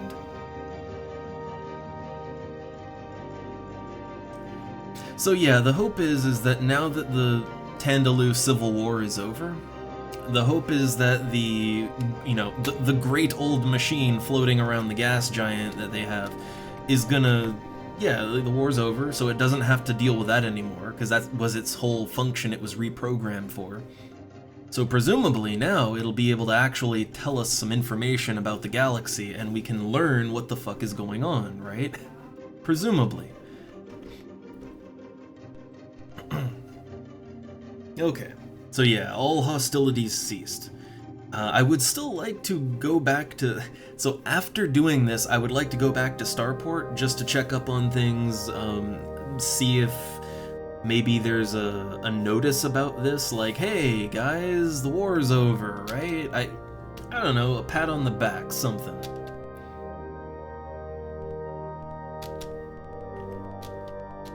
My question, though, is did I really need to befriend the Ganunk? I thought the whole reason I needed to befriend them was to trade with them and that I'd get the most valuable thing that way, but no. You just had to go to a certain place on their planet. I'm assuming that at some point in the dialogue, while they're friendly, they would tell you, right? We sequence braked a little bit, but yeah. I guess... Okay, so yeah, befriending them, like, probably at some point in the conversation, in the many conversations you'd have, presumably somewhere along the line they would share, right? But I don't know.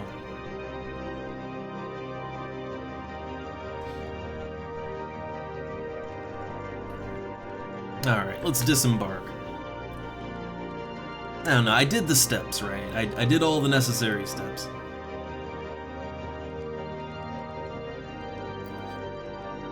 Yeah, I don't think, like, this is a go slow run, not a speed run. I'm just, like, for me, it's just, I don't Like, this game has so little information around it. Like, I've tried to look stuff up, but I can't find good, clear information about this game. So I'm really flying blind by the seat of my pants. Honestly, it's kind of fun, because it feels like I'm discovering something new in a way. Or at least something that not a lot of people have gotten deep into. And it feels good. It's a good mystery to look into. You got a speedrun guide. Okay, I couldn't find any good guides. They were all very poorly laid out and didn't really tell me anything.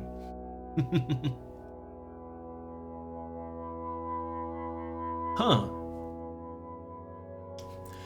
Yeah, I guess, I mean, I guess there's not really that much in the way of conditionals in this game, so... Yeah, like, I guess technically if you know exactly what to do, you can just do it, but you gotta know what to do, right? Like, you gotta know exactly where to go and what to do, and yeah. Let me check my bank here. Doing good. Is my... Oh yeah, look at that, my Ganunk! Yeah, look, he's still alive, yay! So I guess don't bring the Ganunk along.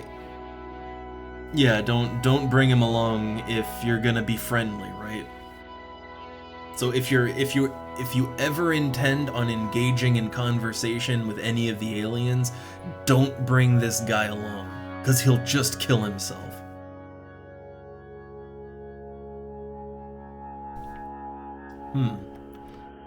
Though I'm input, I might need that just to, like, if I really get stumped, right? I couldn't find a good guide, so I wouldn't use it, like, I wouldn't use it unless I had to, but if I really get stumped, that might be handy to have.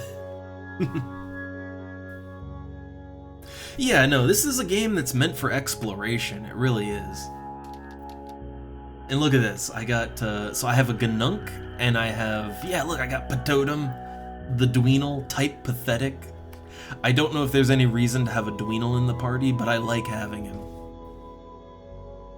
But yeah, no, this, like when I played Starflight 1, I never even did any of the story stuff. I literally just explored, I mined, I just saw the universe, right? And it was fun.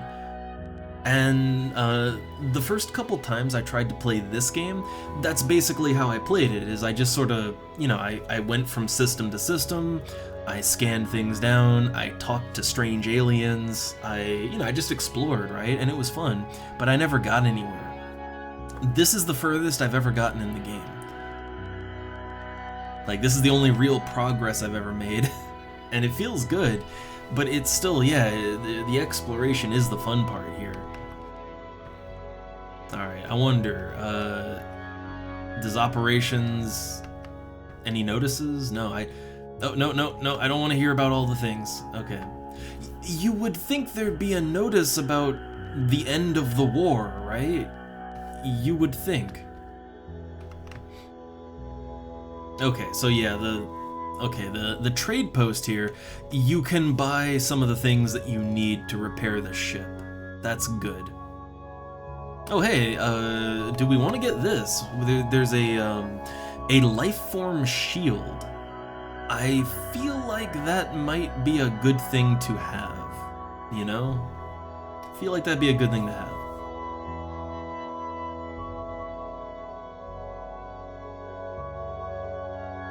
Wait, you can still win the game after Arth is destroyed? I didn't know that. Huh. I thought like it was just a hard game over after, That was one of the things I didn't like about the first game, is you knew from the beginning that there was a ticking time clock, right? As far as I know, there's no ticking time clock on this game. As far as I know. Alright, yeah, why not? Let's get the life form shield. I still got 60k, right? Do I want to get some armor on my ship? I have no lasers at all right now. How much are lasers? I mean, I could get class 3 lasers. They wouldn't be good, but they'd be class 3 lasers, right? I don't know. I honestly think missiles are the way to go in this game. I don't think you should use lasers. But I will get some armor, because armor, you know, armor can't hurt, right? I wouldn't go with the full armor, but like, class 3, right? Yeah, class 3 armor, why not? Armor is very expendable.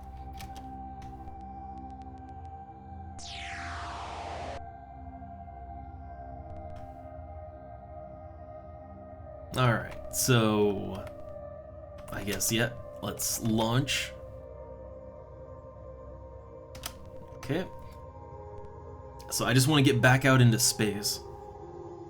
Alright, 3, 4, 7, 8, 9. But I am thinking to maybe, I don't know, I'm thinking to maybe save, like it's a little late here now, right? And I am thinking to maybe save talking to the thing and then doing the next step. I don't know, maybe save that till next time, right? I kind of feel like we're going from one chapter to another, right? Because the first part we were just sort of exploring randomly, and the random exploration is mostly over now. Like, we've hit every system in the galaxy for the most part. You know, all the ones that we could get to easily. The ones in the nebula, there's no way to know where they are. But I feel like at this point, wherever we go, we need to be a little bit more thoughtful about it, right? Like, we have to have specific destinations in mind. We have to interact with the aliens in a meaningful way. But like, it doesn't really do us any good to just randomly go to every system that we see anymore, right? That phase is done. And then the last phase was, okay, we're on the tail end of something. There's a story here. But we need to make friendly with the aliens. We need to, I mean, the main thing was we needed to solve the problem, right? Like, we had to solve the problem with the Tandaloo. And in order to do that, we had to deal with the Ganunk. And yeah, like, so I feel like that was a whole chapter, right? And I feel like next up, it's gonna be dealing with whatever the machine has to say, and wherever that takes us next, right?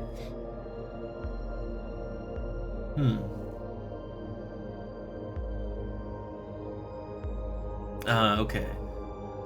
Okay, so there's, okay, the Starflight website. Okay, Starflight. Yeah, I, like, again, I wouldn't use it unless I need to. I would only use it if I am absolutely stuck, right? But so far, I don't think I'm, like, I'm not stuck right now. I will admit I was a little stuck with the Ganunk, but, like, time sorted that out, right? Like, time solved that problem.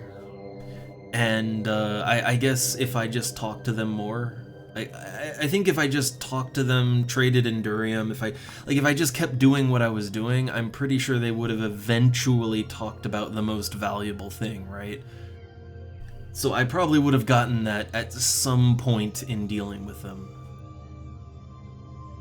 Because that's sort of where the plot was going, right? Like, we knew, like, from our own exploration, we knew that the Spemen traded the thing to the Ganunk, so we know they have it, not where or how to get it, but we knew that we needed to get in good with them, and that's what we did, so I assume the coordinates would have been said at some point. Like, if we pushed in the right way. Also, some motion is being detected. Something's coming up on us. It's probably the Tandaloo. If I had to bet, it's the Tandaloo. Let me get into hyperspace. But, yeah, I don't feel like super stuck on the game. And I assume that when we go to the next objective that, well, the next clue, right? I assume when we go there, we will learn more. But I think we'll save that for next time. So, okay. I think we made good progress. We blew up a lot of Ganunk. We became Ganunk. We got a Ganunk crew member, right? Like, very nice. Ooh, the flux point. You know, the thing is, while it would be really cool to know where all the flux points are, also thanks Star Grasper. In advance, we do different games here, and I tend to just play old ass MMOs during the weekdays. But if you're down for stuff like this, kind of, or just interesting games, we do that kind of stuff on the weekends, same times. Some people, I know that they join in for this kind of stuff on the weekend, and then when I switch to like playing Final Fantasy XI on the weekdays, it's like, oh, I can't have that, or the other way around, right? So I always like to make it clear to when there's new people popping in that it's quite diverse here. But it'll always come back around to something interesting. Alright, but yeah, so input for the flux points. While it would be really cool to know where they all are, I do feel like finding them is part of the fun, right? Like, yeah, you could just look up a map of them, but like, I mean, then what's the point of the flux scanner, right? Why even get the flux scanner? So yeah, I'm not gonna look at anything too much. I'm just purely for if I get stuck purposes. Alright? Limiting my knowledge. But alright, I think, yeah, we'll save the next steps for next time. Tomorrow I was gonna play the XCOM files. I was gonna do that, but honestly, since Sito wants it, and I am down for it, I would like another crack at it. Even though it's not a classic old school game, it is a new game, kind of. We'll do World of Horror, right? It's no longer October, but I could not beat World of Horror, so I would like to try, right?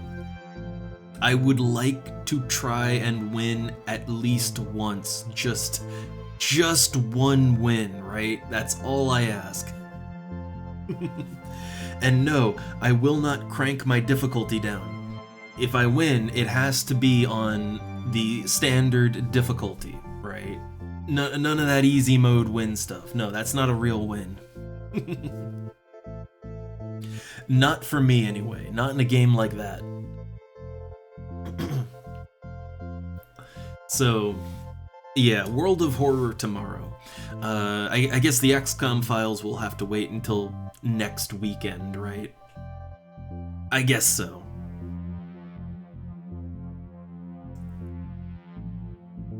But anyway, I'm a little tired tonight. I want to just chill for the rest of the night, so... Alright, so let's get out of here. You know what's coming. If you're interested, I'll see you then. If not, I guess see you next weekend for Starflight. Or you know, Final Fantasy stuff Monday. Some people only pop in for certain things, so see you when I see you. Till then, later!